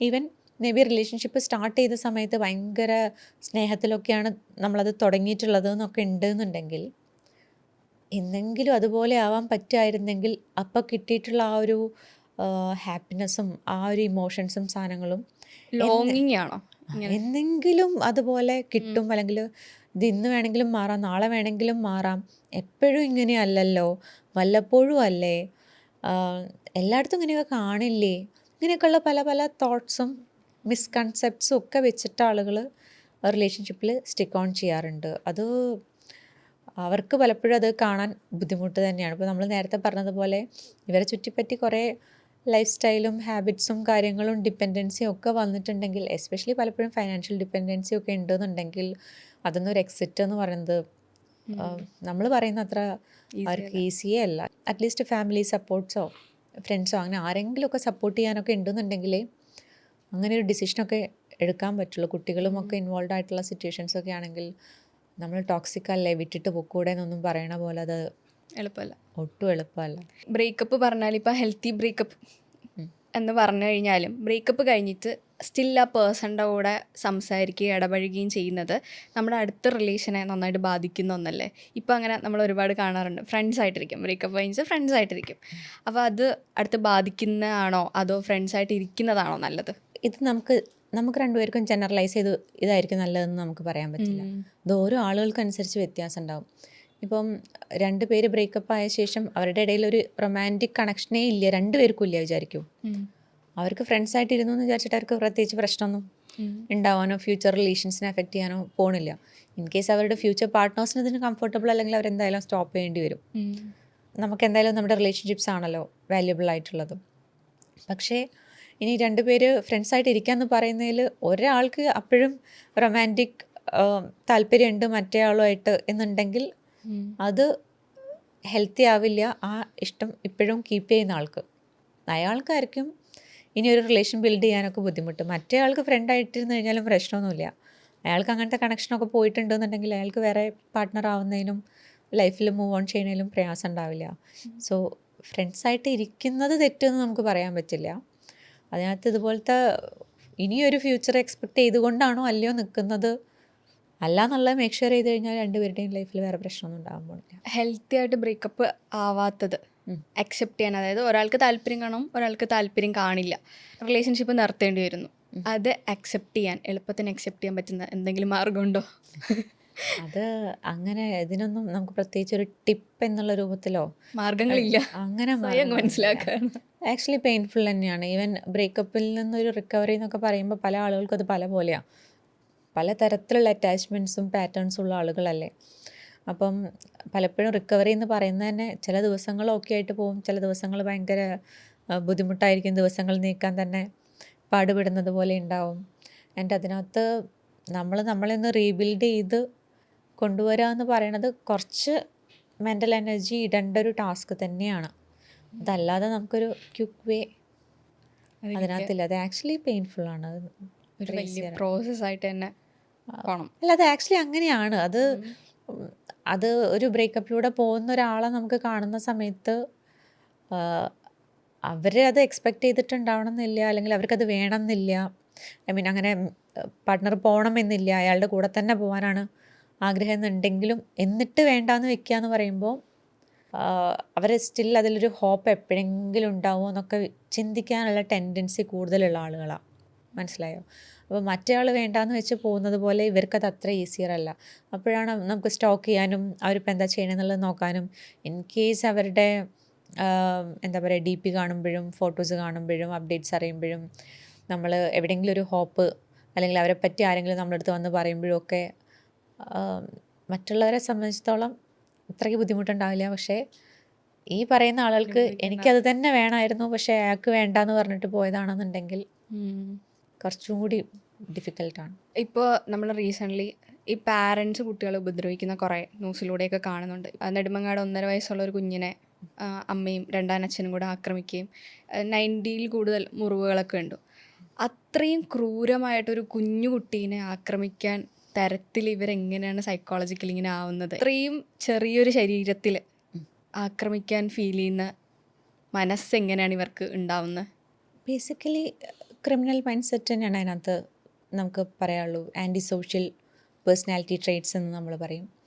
ഈ ആൻറ്റി സോഷ്യൽ പേഴ്സണാലിറ്റി ട്രേറ്റ്സ് ചിലപ്പം വലുതാവുമ്പോൾ മാത്രം ഉണ്ടാവണമല്ല, ചിലപ്പോൾ കുഞ്ഞായിരിക്കുന്ന സമയത്തെ ഇങ്ങനെയുള്ള ആളുകളിൽ ചില ട്രേറ്റുകൾ നമുക്ക് വാച്ച് ചെയ്യാൻ പറ്റും. അത് നമ്മൾ 18 ഏജിൻ്റെ ഒക്കെ മുന്നേ ഉള്ള സമയത്തെ കാണിക്കുകയാണെങ്കിൽ നമ്മൾ പറയാം കണ്ടക്ട് ഡിസോർഡർ എന്നുള്ളതാണ്. ജുവനൈൽ ഹോമിലൊക്കെ പോകുന്ന പല കുട്ടികൾക്കുമൊക്കെ അത്തരത്തിലുള്ള ട്രേറ്റ്സൊക്കെ ക്രിമിനൽ രീതിയിലുള്ള കുട്ടികളാണെങ്കിൽ കേട്ടോ, അങ്ങനെയാണ് നമ്മൾ പറയാം.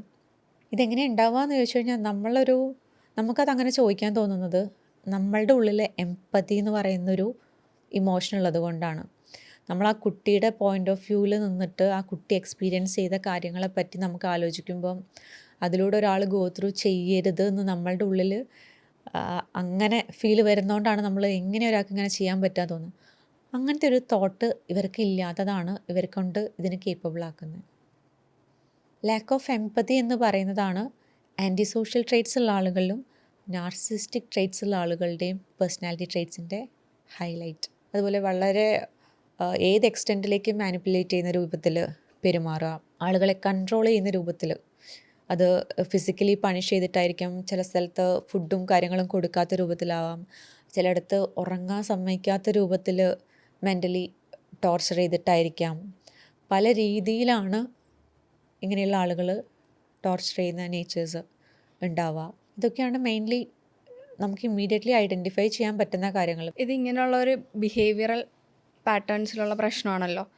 അങ്ങനെ നമ്മൾ ചെറുപ്പത്തിലെ അങ്ങനെ പേഴ്സണാലിറ്റി ഡിസോർഡർ അങ്ങനെയുള്ളവർ, ഈ പേഴ്സണാലിറ്റി ഡിസോർഡർ ഉള്ളവർ ചെറുപ്പത്തിലെ നമ്മൾ ട്രീറ്റ് ചെയ്യുകയാണെങ്കിൽ മാറില്ലേ? വളരെ യങ് ഏജസിൽ നമുക്ക് ഐഡൻറ്റിഫൈ ചെയ്ത് കഴിഞ്ഞാൽ ബിഹേവിയറൽ മോഡിഫിക്കേഷൻ ടെക്നിക്സും കാര്യങ്ങളും പ്രാക്ടീസസും പലപ്പോഴും ഇത് ഒരാളുടെ പ്രശ്നം കൊണ്ട് അങ്ങോട്ട് ഉണ്ടാവുന്നു എന്നുള്ള രൂപത്തിൽ നമുക്ക് പറയാൻ പറ്റില്ല. അവരുടെയും ചൈൽഡ്ഹുഡ് എക്സ്പീരിയൻസസോ കാര്യങ്ങളിലോ ഒക്കെ ഇങ്ങനത്തെ ചില ഇതിലേക്ക് ലീഡ് ചെയ്യുന്ന രൂപത്തിലേക്ക് അവരുടെ അടുത്ത് ചിലപ്പോൾ ഒട്ടും എമ്പത്തി ഇല്ലാതെ ആളുകൾ പെരുമാറിയിട്ടുള്ള സിറ്റുവേഷൻസ് ഉണ്ടാവാം, അല്ലെങ്കിൽ അവർ കണ്ടു വളർന്ന എൻവയോൺമെൻറ്റിൽ അങ്ങനെയുള്ള സാഹചര്യങ്ങൾ ഉണ്ടാവാം. അതായത് നമ്മൾ ആലോചിക്കേണ്ട മോറൽ വാല്യൂസ് ഇല്ല, എത്തിക്സ് ഇല്ല, റൂൾസ് ആൻഡ് റെഗുലേഷൻസ് ഫോളോ ചെയ്യാന്ന് പറയണതൊന്നും ഇവരുടെ ഡിക്ഷണറിയിലേ ഇല്ലാത്ത കാര്യങ്ങളാണ്. അപ്പം മേ ബി അവർ വളർന്ന സാഹചര്യത്തിൽ ഇതൊന്നും എന്താന്നുള്ളത് നോക്കേണ്ട ആവശ്യമില്ലാത്ത രൂപത്തിൽ, അല്ലെങ്കിൽ അതിനെയൊക്കെ ബ്രേക്ക് ചെയ്യുന്ന രൂപത്തിൽ പെരുമാറുന്ന ആളുകളുടെ കൂട്ടത്തിലാണ് അവർ വളർന്നു വരണേന്നൊക്കെ ഉണ്ടെന്നുണ്ടെങ്കിൽ ഇത്തരത്തിലുള്ള ബുദ്ധിമുട്ടുകളൊക്കെ ഉണ്ടാവാറുണ്ട്. ഇപ്പം ഞാൻ നേരത്തെ ജസ്റ്റ് പറഞ്ഞതുകൊണ്ട് പറയണേ, ഈ ചെറിയ കുട്ടികളൊക്കെ നമ്മൾ ജുവനൈൽ അങ്ങനെയുള്ള കേസസിലൊക്കെ പോകുമ്പോൾ അവരൊരു എല്ലാ സമയത്തും അതൊരു ക്രിമിനൽ ഇതുപോലത്തെ ആക്രമണ രൂപത്തിലുള്ള ട്രേറ്റ്സിലൊന്നും ആവണമെന്നില്ല കുട്ടികൾ അവിടെ അകത്ത് പോകുന്ന സാഹചര്യങ്ങളോ അങ്ങനെയുള്ള ഇതിലേക്കൊക്കെ പോകേണ്ടി വരാം. പക്ഷെ അവർക്ക് കിട്ടുന്ന കമ്പനി, അല്ലെങ്കിൽ വളരെ കുഞ്ഞായിരിക്കുന്ന സമയത്ത് വലിയ പ്രായമുള്ള ആളുകളുമായിട്ട് കമ്പനി കൂടി അങ്ങനത്തെ കുറച്ച് ക്രിമിനൽ മൈൻഡ് സെറ്റോ അല്ലെങ്കിൽ സബ്സ്റ്റൻസ് യൂസൊക്കെ ഉള്ള ഹിസ്റ്ററിയൊക്കെ ഉള്ള ആളുകളുടെ കൂടെയൊക്കെ കൂട്ടുകൂടുമ്പോഴും കുട്ടി ആയിരിക്കുമ്പോഴേ കാണുന്നതും ചെയ്യുന്നതും പറയുന്നതും ഒക്കെ അത്ര റൈറ്റ് അല്ലാത്ത ട്രേറ്റ്സും കാര്യങ്ങളും അവർ അഡാപ്റ്റ് ചെയ്യുമ്പോഴും ഒക്കെ ഇത്തരത്തിലുള്ള ട്രേറ്റ്സ് വലുതായി വരുമ്പോഴത്തേക്കും എഫക്റ്റ് ചെയ്യാറുണ്ട്. അതുകൊണ്ട് നമ്മൾ കുട്ടികളുടെ കേസിലൊക്കെ പാരൻസിൻ്റെ അടുത്ത് പറയും, ഏജിന് അപ്രോപ്രിയേറ്റ് ആയിട്ടുള്ള ആളുകളായിട്ടല്ലേ കൂട്ട്, ഏത് ടൈപ്പ് ഓഫ് ആളുകളായിട്ടാണ് കൂട്ട് എന്നുള്ളതൊക്കെ ചെക്ക് ചെയ്യണം. ഈ ചെറുപ്പത്തിലെ ക്യാരി ചെയ്യുന്ന ട്രോമകൾ അഡൾട്ട് ആകുമ്പോഴും വലിയ വലിയ ഇഷ്യൂസായിട്ട് ചിലർക്ക് മാറാറുണ്ട്. ഫോർ എക്സാമ്പിൾ ചെറുപ്പത്തിലെ ഇങ്ങനെ ഉള്ളിൽ അടക്കി വയ്ക്കുക, അല്ലെങ്കിൽ പാരൻസ് ഓവറായിട്ട് വഴക്ക് പറയുന്നതായിട്ടുള്ള കുട്ടികൾ വലുതായി കഴിയുമ്പോൾ ഭയങ്കര പീപ്പിൾ പ്ലീസറായിട്ട് മാറിപ്പോകുന്ന കാണാറുണ്ട്. അതിപ്പോൾ വലുതായി കഴിയുമ്പം മാറ്റാൻ എന്തെങ്കിലും ഉണ്ടോ? മാറ്റാൻ വഴികൾ ഇല്ലായികയില്ലേ. അപ്പോൾ അത് അങ്ങനെ ഉണ്ടെന്നുള്ള അവയർനെസ് ഇല്ലേ, അതാണ് ആ ഫസ്റ്റ് ചേഞ്ച് കൊണ്ടുവരാൻ പോകുന്ന കാര്യം. പിന്നെ നമ്മൾ ആ പാറ്റേൺസ് നമ്മൾ എവിടെയൊക്കെ ചെയ്യുന്നുണ്ട് എന്നുള്ളത് നമ്മൾ ഒബ്സർവ് ചെയ്ത് തുടങ്ങണം. ആളുകളെ പ്ലീസ് ചെയ്യാനായിട്ട് എനിക്കിഷ്ടമല്ലെങ്കിൽ പോലും ഞാൻ ഓക്കെ പറയുന്ന, എഗ്രി ചെയ്യുന്ന, ചെയ്ത് കൊടുക്കുന്ന കാര്യങ്ങൾ എന്തൊക്കെയാണെന്നുള്ളത് നമ്മൾ ചെക്ക് ചെയ്ത് തുടങ്ങണം. എന്നിട്ട് നേരത്തെ പറഞ്ഞതുപോലെ നോ പറയുന്ന കാര്യങ്ങളൊക്കെ ഇല്ലേ, അത് പതിയെ ബൈ പ്രാക്ടീസ് നമ്മൾ ഹാംലെസ് അല്ലാത്ത രൂപത്തിൽ ചെറിയ ചെറിയ കാര്യങ്ങളിൽ നമ്മളത് പ്രാക്ടീസ് ചെയ്ത് നോക്കി തുടങ്ങണം. എന്നിട്ടേ നമുക്ക് വലിയ കോൺവെർസേഷൻസിലേക്കോ നമുക്ക് അത്രയും സുപ്പീരിയേഴ്സ് ആണെന്നോ അങ്ങനെയൊക്കെ ഫീൽ ചെയ്യുന്ന ആളുകളുടെ അടുത്തൊക്കെ നമുക്കത് കമ്മ്യൂണിക്കേറ്റ് ചെയ്യാൻ പറ്റുള്ളൂ. അത് ചേഞ്ചസ് പോസിബിൾ ആണ് കേട്ടോ അതിലൊക്കെ. നമുക്ക് എല്ലാവർക്കും ദേഷ്യം ഉണ്ടാവും. അപ്പോൾ ആ ദേഷ്യം നമുക്ക് എപ്പോഴും അപ്പുറത്തെ ആളോട് വെന്റിലേറ്റ് ചെയ്യാൻ പറ്റണമെന്നില്ല. അങ്ങനെ വെന്റിലേറ്റ് ചെയ്യാണ്ട് കൂട്ടി വെച്ചിരുന്നിട്ട് നമുക്ക് സ്വന്തമായിട്ട് അതിനൊരു ആശ്വാസം കണ്ടെത്താൻ എന്തെങ്കിലും മാർഗമുണ്ടോ? ആങ്കർ റിലീസിങ്ങിന് പല മെത്തേഡ്സ് ഉണ്ട്. ഇപ്പം എന്താ പറയുക, ചില തരത്തിലുള്ള ചില ആളുകൾ ഫിസിക്കൽ ആക്ടിവിറ്റി വർക്കൗട്ട്സും കാര്യങ്ങളുമൊക്കെ, അതായത് നമ്മൾ എക്സോസ്റ്റഡ് ആവുന്ന രൂപത്തിലേക്ക് അതിനെ റിലീസ് ചെയ്യുന്ന രൂപത്തിൽ ചിലർ ചെയ്യാറുണ്ട്. പിന്നെ സൊമാറ്റിക് എക്സസൈസസ് ഉണ്ട് ചില രീതിയിലുള്ളത്. മറ്റു അടിച്ചു പൊട്ടിക്കുന്നതോ ഇപ്പോൾ ഉണ്ടല്ലോ, ഇവിടെയൊക്കെ ഉണ്ട്, എറിഞ്ഞു പൊട്ടിക്കുക, അടിച്ചു പൊട്ടിക്കുക, അങ്ങനെ സാറ്റിസ്ഫാക്ഷൻ കൊണ്ടുവരുന്നത്. എനിക്കതിനോട് വലിയ യോജിപ്പുള്ള ടൈപ്പ് ഓഫ് പേഴ്സൺ അല്ല ഞാൻ. അതെൻ്റെ പേഴ്സണൽ ഒപ്പീനിയനാണ്. ഇമോഷണൽ സ്ട്രഗിൾസ് നിങ്ങൾക്ക് ആ ദേഷ്യം കാണിക്കാൻ പറ്റാതെ പോകുന്നത് നിങ്ങൾക്ക് ആ ഇമോഷൻസിനെ റൈറ്റ് ആയിട്ടുള്ള രീതിയിൽ വെർബലി അത് കമ്മ്യൂണിക്കേറ്റ് ചെയ്യാനുള്ള സ്കില്ലില്ലാത്തത് കൊണ്ടാണ് എന്നുള്ളതാണ് ഞാൻ മനസ്സിലാക്കുന്നത്. അല്ലെങ്കിൽ അത്തരത്തിലുള്ളൊരു സിറ്റുവേഷൻസിൽ നിന്ന് എക്സിറ്റ് ചെയ്യാൻ ഗ്രേസ്ഫുള്ളി അതിനെ ഹാൻഡിൽ ചെയ്യാനുള്ള കപ്പാസിറ്റി നമുക്കില്ലാത്തത് കൊണ്ടാണ്. എല്ലായിടത്തും ദേഷ്യപ്പെടേണ്ട ആവശ്യമില്ല. ചിലയിടത്ത് ദേഷ്യപ്പെട്ടിട്ട് അത് കാര്യമില്ല എന്നുള്ളത് മനസ്സിലാക്കാനുള്ള സെൻസും നമുക്കുണ്ടാവണം. അപ്പോൾ ആ ഇമോഷണൽ കപ്പാസിറ്റി കുറവും സിറ്റുവേഷൻസിനെ ഹെൽത്തി ആയിട്ട് ഹാൻഡിൽ ചെയ്യാനുള്ള കപ്പാസിറ്റി കുറവും കോപ്പിംഗ് സ്കിൽസ് ഇല്ലാത്തതും കമ്മ്യൂണിക്കേഷൻ സ്കില്ലില്ലാത്തതും ഒക്കെയാണ് പലപ്പോഴും ഇത്തരത്തിൽ നമ്മൾ വേറെ എന്തെങ്കിലും രീതിയിൽ അത് വെൻ്റ് ഔട്ട് ചെയ്യുന്ന രൂപത്തിലേക്ക് മാറുന്നത്. അല്ലെങ്കിൽ എന്താ പില്ലോ സ്ക്രീമിങ്, അങ്ങനെയൊക്കെ പല പല ടെക്നിക്സുകളും സാധനങ്ങളൊക്കെ നമുക്ക്. പക്ഷെ അതൊരു പ്രോബ്ലം സോൾവിങ് സിറ്റുവേഷൻ ഇരിക്കുമ്പോൾ ഞാൻ പോയിട്ട് പില്ലോയിൽ സ്ക്രീം ചെയ്തിട്ടും ഒരു സാധനം അടിച്ച് പൊട്ടിച്ചിട്ട് എൻ്റെ പ്രശ്നം മാറുന്നില്ലല്ലോ. അതാ ഞാൻ നേരത്തെ പറയും, പ്രശ്നം തീരണമെങ്കിൽ തിരിച്ച് അത് സ്ക്രോളിങ് ആണെങ്കിലും ഇങ്ങനത്തെ സാധനം ബ്രേക്ക് ചെയ്തിട്ടൊന്നും ലൈഫിലൊരു ചേഞ്ച് ഒന്നും വരാൻ പോണില്ല.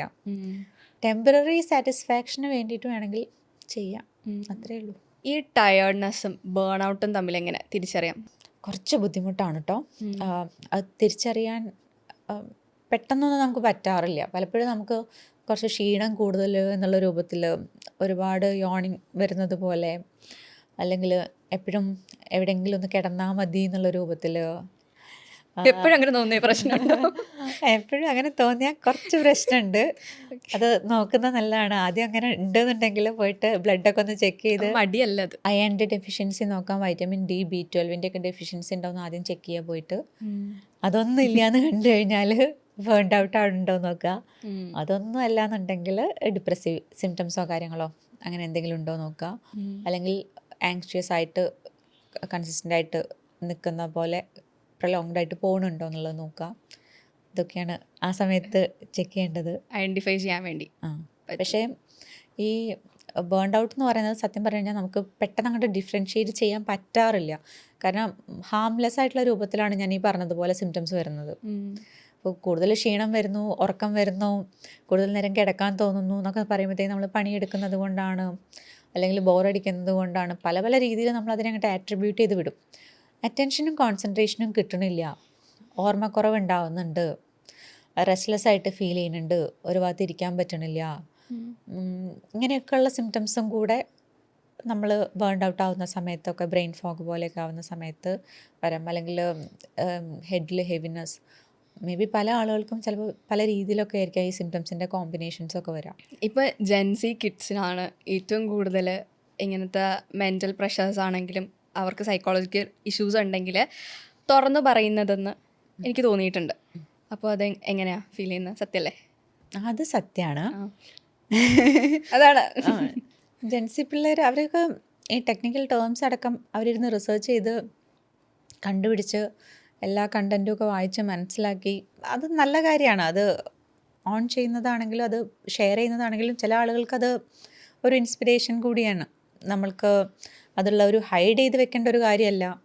അത് പറഞ്ഞെന്ന് വിചാരിച്ചിട്ട് എനിക്കെന്തോ ഡിഫക്റ്റ് ഉള്ളതായിട്ട് കാണേണ്ട കാര്യമില്ല, അല്ലെങ്കിൽ അതൊരു ഡിസബിലിറ്റി ആയിട്ട് മെൻ്റൽ ഹെൽത്തിനെ ഇഷ്യൂസ് ജനറേഷൻ മാറുമ്പോൾ ഇങ്ങനെ കൂടുതൽ തുറന്ന് സംസാരിക്കുന്നത് നല്ലതാണല്ലോ. തുറന്ന് സംസാരിക്കുന്നത് എന്തായാലും നല്ലതാണ്. ആകെയുള്ളൊരു ബുദ്ധിമുട്ട് എന്താണെന്ന് വെച്ചാൽ ഈ സെൽഫ് ഡയഗ്നോസിസ് കൂടി വരുന്നത് പോലെയും കൂടി ഫീൽ ചെയ്യും. മനസ്സിലാവുണ്ട്. ഈ ChatGPT-നോട് ചോദിക്കും സിംറ്റംസ് ഇട്ടിട്ട്. അത് എല്ലാ ജനറേഷനിലുള്ളവരും ചോദിക്കും കേട്ടോ. ഇത് യൂസ് ചെയ്യാൻ അറിയാവുന്ന എല്ലാ ആളുകളും ജനറേഷൻ അങ്ങനെ നോക്കേണ്ട കാര്യമില്ല. എല്ലാവരും ഒരു 5-6 റൗണ്ട് 1-2 കൊല്ലമൊക്കെ ChatGPT-യുടെ അടുത്ത് ChatGPT വന്ന കാലം തൊട്ട് സംസാരിച്ചിട്ട് ആണ് നമ്മളെ അടുത്തേക്കൊക്കെ വരുന്നുള്ളൂ. അത് എല്ലാ ഏജിലും ഉണ്ട്. പക്ഷേ ഇപ്പോൾ ഈ പറഞ്ഞതുപോലെ നമ്മൾ ഈ ടേംസ് വളരെ കോമൺ ആയിട്ട് യൂസ് ചെയ്യുമ്പം, ലൈക്ക് ടോക്സിക് എന്നുള്ള വേർഡാണെങ്കിലും, ഇപ്പോൾ നമ്മൾ നേരത്തെ പറഞ്ഞ പോലെ ഡിപ്രഷൻ എന്നുള്ള രൂപത്തിലാണെങ്കിലും, ഈ വാക്കുകളിലേക്കുള്ള ആക്സസ് കൂടുന്തോറും, അല്ലെങ്കിൽ ആക്സസ് എന്നുള്ളതല്ല, ഫെമിലിയാരിറ്റി വരും തോറും, അത് എല്ലായിടത്തും യൂസ് ചെയ്യുന്ന സാധനം വരുമ്പോഴത്തേക്കും നമ്മൾ പല സ്ഥലത്തിനെയും പല ആളുകളെയൊക്കെ അങ്ങോട്ട് ലേബിൾ ചെയ്ത് പോകുന്ന പോലെയാണ്. ലേബിളിംഗ് എന്ന് പറയുന്നത് ഒരു പെർമനൻറ്റ് സംഭവമാണ്. ഒരാളെ ലേബിൾ ചെയ്ത് കഴിഞ്ഞാൽ പിന്നെ അയാളെ പറ്റി നമുക്ക് ആലോചിക്കുമ്പോൾ അതേ രൂപത്തിൽ മാത്രമേ വരുള്ളൂ. അല്ലെങ്കിൽ ഒരു എൻവയോൺമെൻറ്റിനെ പറ്റി ആലോചിക്കുമ്പോൾ ഒരു വീട്, ഒരാൾ, ഒരു ഓഫീസ് ടോക്സിക് എന്ന് പറഞ്ഞു കഴിഞ്ഞാൽ നമ്മുടെ മൈൻഡ് സെറ്റ് പിന്നെ ആ രീതിയിൽ അസോസിയേറ്റ് ചെയ്യാൻ പറ്റുള്ളൂ. ആ ഒരു ബുദ്ധിമുട്ടും കുട്ടികളിൽ കാണുന്നുണ്ട്. ജെൻസി കുട്ടികൾ ലേസിയാണ്, അങ്ങനത്തെ ഒരു ലേബലുണ്ട്. അവർക്ക് മനസ്സിലാക്കാൻ പറ്റില്ല, കൺസ്ട്രക്റ്റീവ് ക്രിറ്റിസിസം എടുക്കാൻ പറ്റില്ല എന്നൊക്കെ ഉണ്ട്. ഒരു പൊതുവായ ലൈക്ക് നേരത്തെ പറഞ്ഞ പോലെ ഒരു ലേബലിംഗ് ഉണ്ട്. പക്ഷേ ആസ് എ ജെൻസി എനിക്കങ്ങനെ തോന്നിയിട്ടില്ല. അത് എല്ലാവർക്കും തോന്നണം എന്നില്ല, എല്ലാവരും അങ്ങനെ ആവണം എന്നും ഇല്ല. വളരെ സ്മാർട്ടായിട്ട് കാര്യങ്ങൾ ഹാൻഡിൽ ചെയ്യാൻ പറ്റുന്ന ആളുകളും ഇതുവരെയുള്ള ആളുകൾ ഫോളോ ചെയ്തിട്ടുള്ള രീതിയിലല്ലാതെ ഇവരുടേതായിട്ടുള്ള ഇന്നോവേറ്റീവ് വേസിലൊക്കെ കാര്യങ്ങൾ കണ്ടുപിടിക്കാനും ചെയ്യാനും ഒക്കെ അവർ പല രീതിയിൽ കേപ്പബിളാണ്. പക്ഷേ ഈ പറഞ്ഞ പോലെ കൺസ്ട്രക്റ്റീവ് ക്രിറ്റിസിസം പോയിട്ട് ഇങ്ങനത്തെ പല രീതിയിലുള്ള ഇൻപുട്സ് നമ്മൾ കൊടുക്കുന്ന സാഹചര്യങ്ങളോ, അല്ലെങ്കിൽ ചില മേ ബി ഒരു ഓഫീസ് സ്പേസിൻ്റേതായിട്ടുള്ള റൂൾസ് ആൻഡ് റെഗുലേഷൻസ് ഫോളോ ചെയ്യുക, അല്ലെങ്കിൽ ഒരു സിസ്റ്റം ഫോളോ ചെയ്യുക എന്നൊക്കെ പറയുന്നത് അവർക്ക് ഭയങ്കര ഡിസ്റ്റർബിംഗ് ആയിട്ട് ഫീൽ ചെയ്യാറുണ്ട്. കാരണം എന്താ വെച്ചാൽ ഇപ്പം നമ്മളീ പറയുന്ന സോഷ്യൽ മീഡിയയും ആ ഒരു യൂസും കാര്യങ്ങളും ഒക്കെ അവരുടെ ലൈഫിനോടുള്ള അപ്രോച്ചിനെ രീതികളിൽ വളരെയധികം ബാധിച്ചിട്ടുണ്ട്. ഇപ്പോൾ നമ്മൾ ആലോചിച്ച് നോക്കിയേ, ഇപ്പോൾ ഗൂഗിളിൻ്റെ ഓഫീസ് സെറ്റപ്പ് നമുക്കറിയാം, വളരെ പെട്ടെന്ന് ആളുകൾക്ക് കണക്റ്റ് ആവാൻ വേണ്ടി പറയാം. പണ്ടത്തെ ഒരു ഓഫീസിനെ പറ്റിയുള്ളൊരു ഇമേജ് ആലോചിച്ച് നോക്കി, ഒരു 70s 80s ആൻഡ് ഗൂഗിളിൻ്റെ ഒരു ഓഫീസ് ആലോചിച്ച് നോക്കി. ആ ഒരു സ്ട്രക്ചർ തന്നെ മാറുന്നത് എന്തുകൊണ്ടാണ്? ഇപ്പോൾ ഇരുന്നിട്ടാണെങ്കിലും കിടന്നിട്ടാണെങ്കിലും പണി നടന്നാൽ മതി. പലയിടത്തും ഡ്യൂട്ടി ടൈം വരെ ഫ്ലെക്സിബിളാണ്. ടാർഗറ്റ് കൊടുത്തിട്ടുണ്ടാവും, അത് ആ ഡേയിൽ കംപ്ലീറ്റ് ചെയ്യുക എപ്പോഴാണെന്ന് വെച്ചാൽ നിങ്ങളുടെ കംഫർട്ട് എന്നുള്ള രൂപത്തിൽ ടാസ്ക് തീർക്കാന്നേ ഉള്ളൂ. അതായത് ഈ രീതിയിലൊക്കെയുള്ള ഫ്ലെക്സിബിലിറ്റി വരുന്നതൊക്കെ നല്ലതാണ്. മെൻ്റൽ ഹെൽത്തിൻ്റെ കാര്യത്തിൽ ആലോചിക്കുമ്പോൾ അയാൾക്കൊരു കൺവീനിയൻസ് കൊടുക്കുന്നു, ചോയ്സ് കൊടുക്കുന്നത് പോലെയാണല്ലോ. ചോയ്സ് കിട്ടുമ്പോൾ നമ്മൾ പ്രഷേർഡ് അല്ല, നമുക്കതിൽ കംഫർട്ടബിളായിട്ട് എടുത്താൽ മതി. പക്ഷേ ഇത് മിസ്യൂസ് ചെയ്യപ്പെടാൻ ഉള്ള സാധ്യതകളും കുറച്ച് കൂടുതലാണ്. എല്ലാ കുട്ടികളും ഒരുപോലെ ആണെന്നില്ലല്ലോ. എല്ലാ ജെൻസി ആളുകളുടെയും പേഴ്സണാലിറ്റി ഒരുപോലെയാവോ, ആറ്റിറ്റ്യൂഡ് ഒരുപോലെയാവോ? ഇല്ല. അവർ വർക്ക് ചെയ്യുന്ന നേച്ചർ ഓരോ ആളുകളെ ഡിപ്പെൻഡ് ചെയ്തിരിക്കും. അപ്പോൾ ഒരു വർക്ക് സ്പേസിലേക്കൊക്കെ വരുന്ന സമയത്ത് അത് ചില സ്പേസസിൽ ബുദ്ധിമുട്ടും ഉണ്ടാവാം. എന്നാൽ ചിലയിടത്ത് ഇപ്പോൾ കണ്ടൻറ് ക്രിയേഷൻ അങ്ങനത്തെ ഒക്കെ ഏരിയാസൊക്കെ വരുന്ന സമയത്ത് വളരെ ഇന്നൊവേറ്റീവ് ആയിട്ടുള്ള ഐഡിയാസും കാര്യങ്ങളും ഒക്കെ വരാം. എന്നാൽ അതല്ലാത്ത ടൈപ്പ് ഓഫീസിൽ നമ്മൾ പ്രസൻ്റ് ആയിട്ട് കുറച്ച് കണ്ടിന്യൂസ് അവേഴ്സിൻ്റെ വർക്ക്സ് കാര്യങ്ങളൊക്കെ വരുമ്പോഴത്തേക്കും ആ റെസ്റ്റ്ലെസ്നെസ് അവരിൽ കാണാറുണ്ട്. പാരൻസിന് ഇപ്പോഴ കാലഘട്ടത്തിലുള്ള കുട്ടികളെ എങ്ങനെയാണ് മെയിൻറ്റെയിൻ ചെയ്യേണ്ടത്, അവരെ എങ്ങനെയാണ് ശരിയായ വഴിക്ക് നടത്തേണ്ടതെന്ന് അറിയില്ല എന്നുള്ള സംഭവം വരുന്നത്. എങ്ങനെയാണ് ആ ഒരു പാരൻറ്റ് ചൈൽഡ് റിലേഷൻഷിപ്പ് നല്ല രീതിയിൽ മെയിൻറ്റെയിൻ ചെയ്യാന്നുള്ളത്? ഒന്നാമത്തെ കാര്യം, ശരിയായ വഴി എന്ന് പറയുന്നൊരു വഴിയില്ല. അതറിയായിരുന്നെങ്കിൽ നമ്മുടെ പാരൻസ് അടക്കം ആ വഴി കൂടെ പോയി വേറെ എവിടെയെങ്കിലും എത്തണ്ടായിരുന്നു. അപ്പോൾ അവർ കണ്ടിട്ടുള്ള വഴിയാണ് നമുക്ക് കാണിച്ചു തരുന്നത്. ചിലപ്പോൾ നമുക്ക് ആ വഴി കൂടെ പോകണമെന്ന് ഒരു നിർബന്ധം ഉണ്ടാവണില്ല. എന്നാൽ ഇവരെ പ്രൊട്ടക്റ്റ് ചെയ്യണമെന്നുള്ള ആഗ്രഹം ഉണ്ടെങ്കിൽ ഇവർ പോകുന്ന വഴി സേഫ് അല്ലേ എന്നുള്ളത് നോക്കാനും അത് മോണിറ്റർ ചെയ്യാനും അതിലെന്തെങ്കിലും കൺഫ്യൂഷൻസ് ഉണ്ടെങ്കിൽ അത് ക്ലിയർ ചെയ്യാനൊക്കെ ഉള്ള ഒരു സ്പേസ് ആയിട്ട് നമുക്ക് കൂടെ നിൽക്കുക എന്നുള്ളതല്ലാതെ നമ്മളായിട്ടൊരു വഴി ഉണ്ടാക്കി കുട്ടികളെ നന്നാക്കി കൊണ്ടുപോകേണ്ടയോ ഹെൽപ്പ് ചെയ്യേണ്ടയോ ആവശ്യമൊന്നും ഇല്ല സത്യം പറഞ്ഞാൽ. കുട്ടികൾ ഇന്നിപ്പോൾ നേരത്തെ പറഞ്ഞതുപോലെ പുതുതായിട്ടുള്ള വഴികൾ വെട്ടിത്തെളിക്കുന്ന ആൾക്കാരാകുമ്പോൾ അതിനുള്ള പ്രൊവിഷൻസ് നമ്മൾ പ്രൊവൈഡ് ചെയ്യുക എന്നുള്ളത് മാത്രമേ നമ്മളുടെ കയ്യിൽ ഉള്ളൂ. അവരെ റെസ്ട്രിക്റ്റ് ചെയ്തിട്ട് നമ്മളൊരു പുതിയ വഴി ഉണ്ടാക്കി കൊടുക്കുന്നതിൽ വലിയ കാര്യമൊന്നുമില്ല. സേഫ് അല്ലേ എന്നുള്ളത് നോക്കുക. ജെൻറൽ പാരൻറ്റിങ് ആണോ സ്ട്രിക്റ്റ് പാരൻറ്റിങ് ആണോ? ഇതിൻ്റെയൊക്കെ ഒരു മിഡിൽ ഗ്രൗണ്ട് ഉണ്ട്. രണ്ടിനും അതിൻ്റേതായിട്ടുള്ള പോസിറ്റീവ്സും നെഗറ്റീവ്സും ഉണ്ട്. സോ അതിൻ്റെ ഒരു മിഡിൽ ഗ്രൗണ്ടാണ് നമുക്ക് എന്തായാലും നല്ലതെന്ന് പറയാൻ പറ്റുള്ളൂ. ഇപ്പോൾ ഫുള്ളി ഫ്രീ ആയിട്ട് വിടുന്ന ഒരു പാരൻ്റാന്ന് വിചാരിക്കും. അവിടെ ഈ റൂൾസും റെഗുലേഷൻസും സാധനങ്ങളും ഒന്നും ഫോളോ ചെയ്യാൻ പറ്റാത്ത രൂപത്തിലാണ് ആ കുട്ടീനെ വളർത്തുന്നുണ്ടാവുക. അപ്പോൾ ഫ്യൂച്ചറിലൊരു നോ കേട്ട് കഴിഞ്ഞാൽ ആ കുട്ടിക്ക് അത് എടുക്കാൻ പറ്റില്ല. എല്ലാം അവരുടേതായിട്ടുള്ള വേയിൽ തന്നെ വേണം എന്നുള്ള നിർബന്ധവും ആശയം വരുമ്പോൾ സൊസൈറ്റിയിലേക്ക് വരുമ്പോൾ വീട്ടിലൊക്കെയാണ്. സൊസൈറ്റിയിലേക്ക് വരുമ്പോൾ അവരുടെ നോ വേണോ വേണ്ടേ എന്നുള്ളതൊന്നും എല്ലാവരും നോക്കില്ല. സോ ആ കുട്ടിയാണ് സ്ട്രഗിൾ ചെയ്യാൻ പോവുക. സോ ഈ ഫ്രണ്ട്ലി പാരൻറ്റിങ്, ജെൻറ്റിൽ പാരൻറ്റിങ് എന്നൊക്കെ പറയുമ്പോൾ കുട്ടികളെ തോന്നിയ വഴിക്ക് വിടുക എന്നുള്ള സെൻസിലല്ല അതിനെ കാണണ്ടേ. ഇനി സ്ട്രിക്റ്റ് ആയിട്ടുള്ള പാരൻറ്റിങ് എന്ന് പറയുമ്പോഴും ഈ ഞാൻ പറയണത് കേട്ടാൽ മതി, അതിൻ്റെ അപ്പുറത്തേക്ക് ഒരു ക്വസ്റ്റ്യൻ ഇല്ല എന്നുള്ള രൂപത്തിലുള്ള പാരൻറ്റിങ് ആണെങ്കിൽ അതും ഹെൽത്തി അല്ല. അവിടെ നമ്മൾ ബ്ലൈൻഡ്ലി ഫോളോ ചെയ്യണം. നമുക്കവിടെ ഡൗട്ട്ഫുൾ ആകുമ്പോൾ നമുക്കത് ചോദിക്കാനോ ക്ലാരിറ്റി വരുത്താനോ നമ്മൾ ഫുള്ളി ഷട്ട് ഡൗൺ ആയിട്ട് പോകുന്ന മോഡാണ്.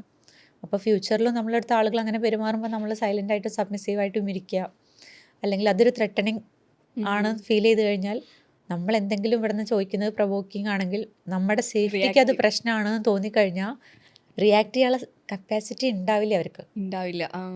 ഓക്കെ, അതാണ് അത്രയും സ്ട്രിക്റ്റ് ആയിട്ടുള്ള പാരൻറ്റിങ് ആയി കഴിഞ്ഞാലുള്ള പ്രശ്നം. അപ്പോൾ അവർ ഇമോഷൻസും എല്ലാ സാധനങ്ങളും ഉള്ളിൽ ഹോൾഡ് ചെയ്ത് വരുന്ന രൂപത്തിലാവും.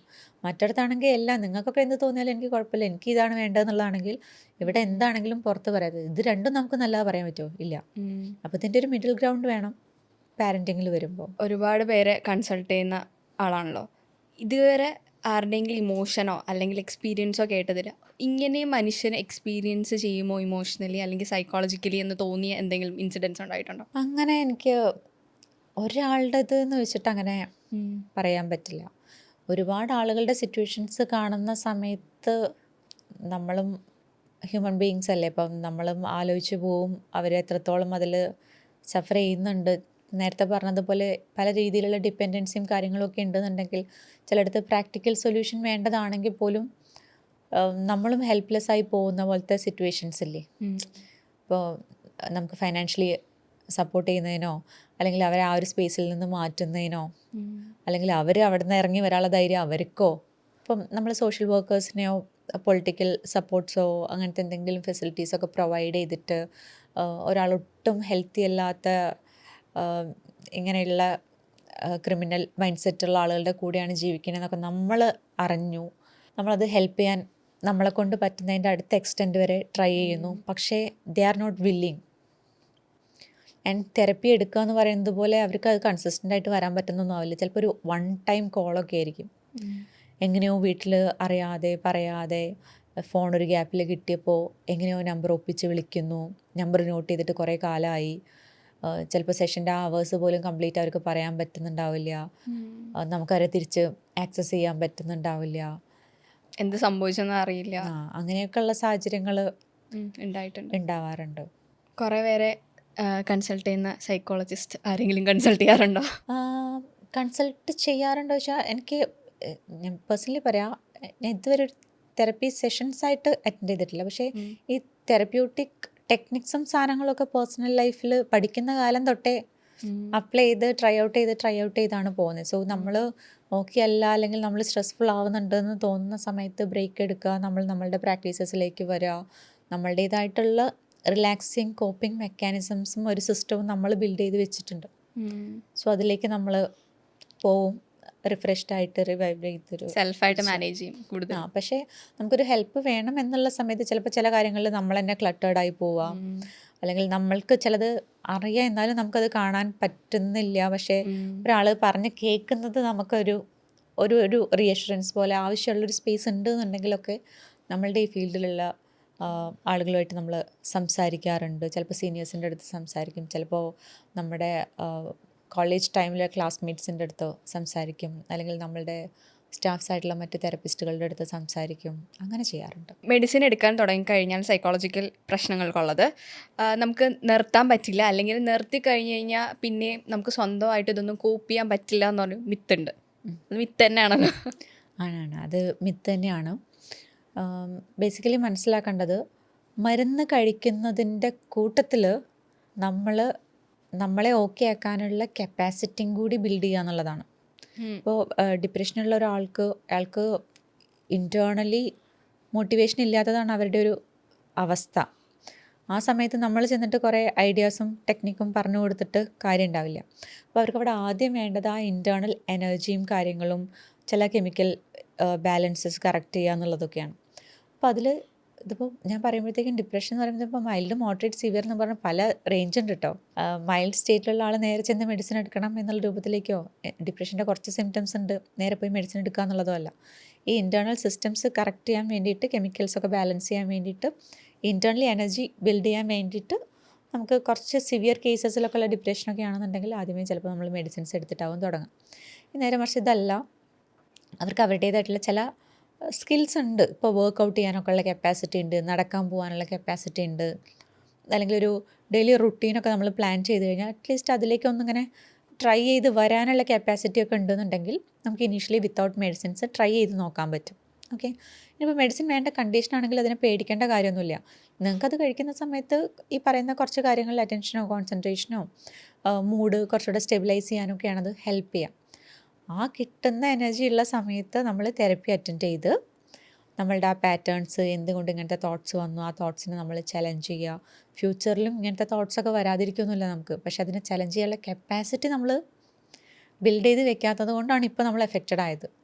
അത് മനസ്സിലാക്കണമെന്നേ ഉള്ളൂ. അതുപോലെ നമ്മുടെ ചില പേഴ്സണാലിറ്റി ട്രെയ്റ്റ്സോ ക്യാരക്ടറിസ്റ്റിക്സോ കാര്യങ്ങളോ ഒക്കെ ചിലപ്പം നമ്മളിങ്ങനെ ചിന്തിക്കുന്നതിന് കാരണമാവുന്നുണ്ടാവാം, അല്ലെങ്കിൽ നമുക്ക് ഇങ്ങനെ ആളുകൾ പെരുമാറുമ്പോഴോ ലൈഫിലൊരു സിറ്റുവേഷൻ വരുമ്പോഴോ ഫീൽ ചെയ്യുന്നതിന് കാരണമാവുന്നുണ്ടാവാം. ഇതൊക്കെ നമ്മൾ തെറപ്പി അറ്റൻഡ് ചെയ്ത് മനസ്സിലാക്കി മെഡിസിൻ എടുക്കുന്നതിൻ്റെ കൂട്ടത്തിൽ തന്നെ നമ്മൾ ആ കോപ്പിംഗ് സ്കിൽസും കൂടി ബിൽഡ് ചെയ്ത് കഴിഞ്ഞാൽ പതിയെ നിങ്ങൾക്ക് മെഡിസിൻ കുറച്ചുകൊണ്ട് വന്ന് സ്റ്റോപ്പ് ചെയ്ത് ഈ സ്കിൽസ് മാത്രം യൂസ് ചെയ്ത് ലൈഫിൽ മുന്നോട്ട് പോകാം. ഈ ഡെയിലി ലൈഫിൽ സ്ട്രെസ് കുറയ്ക്കാൻ എന്തെങ്കിലും എക്സസൈസോ എന്തെങ്കിലും കുഞ്ഞു കുഞ്ഞു ടിപ്സ് അങ്ങനെ എന്തെങ്കിലും ഉണ്ടോ? വർക്കൗട്ട് കുറച്ച് ഈസി വേ ആണ്.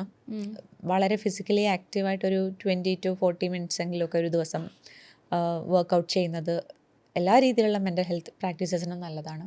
ഇനിയിപ്പോൾ ആങ്സൈറ്റി അങ്ങനെയൊക്കെയുള്ള ബുദ്ധിമുട്ടുകൾ കാര്യങ്ങളൊക്കെ ഉണ്ട്, അല്ലെങ്കിൽ പൊതുവേ നമ്മളൊരു ടൈപ്പ് പറയില്ല, പെട്ടെന്ന് ടെൻഷനാവുന്ന ടൈപ്പ് ആളാണ് ഞാൻ, പെട്ടെന്ന് പേടി വരുന്ന അങ്ങനെയൊക്കെ പറയുന്ന ആളുകളാകുമ്പം നമ്മൾ മനസ്സിലാക്കേണ്ടത് നമ്മളുടെ നെർവസ് സിസ്റ്റം പെട്ടെന്ന് ഡിസ്റെഗുലേറ്റഡ് ആവാനുള്ള ടെൻഡൻസി ഉണ്ട് എന്നുള്ളതാണ്. അപ്പോൾ നമ്മൾ ബിൽഡ് ചെയ്യേണ്ട സ്കില്ല് മൈൻഡ്ഫുൾനെസ് ബേസ്ഡ് ആയിട്ടുള്ള കാര്യങ്ങളാണ്, ലൈക്ക് യോഗ ആൻഡ് മെഡിറ്റേഷനൊക്കെ. ഓക്കെ, അല്ലെങ്കിൽ മൈൻഡ്ഫുൾനെസ് ടെക്നിക്കുകളും കാര്യങ്ങളൊക്കെ അവൈലബിൾ ആണ്, ബ്രീത്തിങ് ടെക്നിക്കുകൾ അവൈലബിൾ ആണ്. ഇതൊക്കെ ഡെയിലി ലൈഫിൻ്റെ ഭാഗമായിട്ട് കൊണ്ടുപോയി കഴിഞ്ഞു കഴിഞ്ഞാൽ അത് പ്രാക്ടീസ് ചെയ്തതിൻ്റെ ഒരു സുഖം മനസ്സിലാവണം, എന്നാലിത് ചെയ്യാൻ തോന്നുള്ളൂ. ഈ ഓഫീസിൻ്റെ ഇടയ്ക്ക് നല്ല സ്ട്രെസ് വരുമ്പോൾ, നല്ല ദേഷ്യം വരുമ്പോൾ ശ്വാസം വലിച്ചു വിട്ടാൽ മതിയോ? അത് മതിയോ? മതി. മതിയോ? യെസ്, ഡീപ്പായിട്ട് നമ്മൾ എക്സൈൽ ചെയ്യില്ലേ, അതാണ് നമ്മളുടെ ബോഡിക്ക് നമ്മൾ കൊടുക്കുന്ന ഒരു കമ്മ്യൂണിക്കേഷൻ നമ്മൾ സേഫ് ആയിട്ടുള്ള എൻവയോൺമെൻറ്റിലാണെന്ന്. അല്ലെങ്കിൽ പോലും ഓക്കെ, അതായത് നമ്മൾ സ്ട്രെസ്ഡ് ആവുന്ന സമയത്ത് നമ്മൾ കുറച്ചും കൂടി ആൻറ്റിസിപ്പേറ്റ് ചെയ്യുന്നുണ്ടല്ലോ, കുറച്ചുകൂടെ പ്രശ്നങ്ങൾ, അതിൻ്റെ ഇൻറ്റൻസിറ്റി അതൊക്കെ കുറച്ചുകൂടെ കൂടുതലായിട്ടാണ് സത്യം പറഞ്ഞാൽ നമുക്ക് ഫീൽ ചെയ്യുന്നുണ്ടാവുക. അപ്പം അത്രയ്ക്ക് ഡേഞ്ചർ സിറ്റുവേഷനിലല്ല എന്ന് ബോഡിയുടെ അടുത്ത് നമ്മളൊന്ന് കമ്മ്യൂണിക്കേറ്റ് ചെയ്യണം. ബേസിക്കലി നമ്മൾ സ്ട്രെസ്ഡ് ആകുമ്പോഴും ആങ്ഷ്യസ് ആകുമ്പോഴും ബോഡി പോകുന്നത് ഫൈറ്റ് ഓർ ഫ്ലൈറ്റ് റെസ്പോൺസസിലേക്കാണ്. അതിൽ നിന്ന് നമ്മൾ മൈൻഡ്ഫുള്ളായിട്ട് പ്രസൻസ് ഓഫ് മൈൻഡോടുകൂടി ഈ മൊമെൻറ്റിൽ നിൽക്കുന്നത് പോലെ വരണം എന്നുണ്ടെങ്കിൽ ഈ സമയം ഈ മൊമെൻറ്റ് സേഫാന്ന് ഫീൽ ചെയ്യണം. നമുക്ക് ഡീപ്പായിട്ട് എക്സൈൽ ചെയ്യാൻ പറ്റുക സേഫ് എൻവയോൺമെൻറ്റിലാണ്. അതുപോലെ അത് നമ്മളുടെ ഹാർട്ടിനെയും നമ്മളുടെ ബ്രെയിനകത്തുള്ള പാർട്സിനെയും കണക്ട് ചെയ്യുന്ന വേഗസ് നെർവ് ഉണ്ട്. ഓക്കെ, അത് ഒരു ബ്രേക്ക് സിസ്റ്റം പോലെയാണ്. നമ്മൾ ഡീപ്പായിട്ട് എക്സൈൽ ചെയ്യുമ്പോൾ അല്ലെങ്കിൽ ഈ ഡീപ്പ് ബ്രീത്തിങ് പ്രാക്ടീസ് ചെയ്യുന്ന സമയത്ത് വേഗസ് നെർവ് ആണ് ആക്ടിവേറ്റ് ആവുന്നത്. അത് ആക്ടിവേറ്റ് ആവുന്ന സമയത്ത് ബോഡിക്ക് തോന്നും സേഫാണ്. നമ്മുടെ സിമ്പത്തറ്റിക് പാരാസിമ്പത്തറ്റിക് നെർവസ് സിസ്റ്റം എന്നൊക്കെ കേട്ടിട്ടുണ്ടാവും. ഒരു ഡേഞ്ചർ എൻവയോൺമെൻറ്റിൽ നിൽക്കുന്ന സമയത്ത് എന്തോ ത്രെട്ട് വരാൻ പോവാണ്, എന്തോ പ്രശ്നമുണ്ടെന്ന് നമുക്ക് ഫീൽ ചെയ്യുമ്പോൾ നമ്മളുടെ ബോഡിയിൽ സിമ്പത്തറ്റിക് നെർവസ് സിസ്റ്റം എന്ന് പറയുന്ന നെർവസ് സിസ്റ്റമാണ് ആക്ടിവേറ്റ് ആവുക.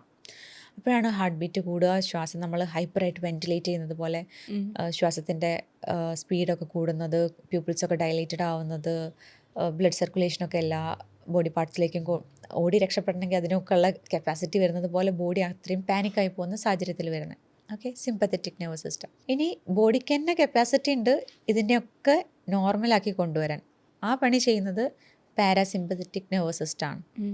അപ്പോൾ നമ്മൾ ടെൻഷൻ ആകുമ്പോൾ ആക്ടിവേറ്റ് ആവുന്നത് സിമ്പത്തറ്റിക് നെർവസ് സിസ്റ്റവും, നമുക്ക് ആക്ച്വലി റിലാക്സ്ഡ് ആവാൻ ആക്ടിവേറ്റ് ചെയ്യേണ്ടത് പാരാസിമ്പത്തറ്റിക്കുമാണ്.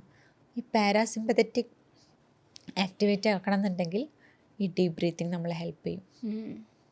ഓക്കെ, അപ്പോൾ ആക്ച്വലി ഇൻഹെയിൽ ചെയ്യുന്ന സമയത്തിൽ കൂടുതൽ എടുത്തിട്ട് എക്സെയിൽ ചെയ്താൽ മതി. Last question. ഓക്കെ, തീർന്നില്ല. My psychologist are so expensive.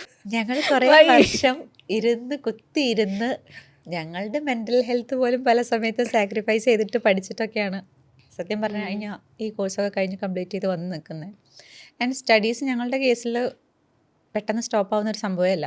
അത് കഴിഞ്ഞു, കോഴ്സ് കഴിഞ്ഞു എന്നുള്ള പോലെയല്ല, സ്റ്റിൽ ലേൺ ചെയ്തുകൊണ്ടിരിക്കുക.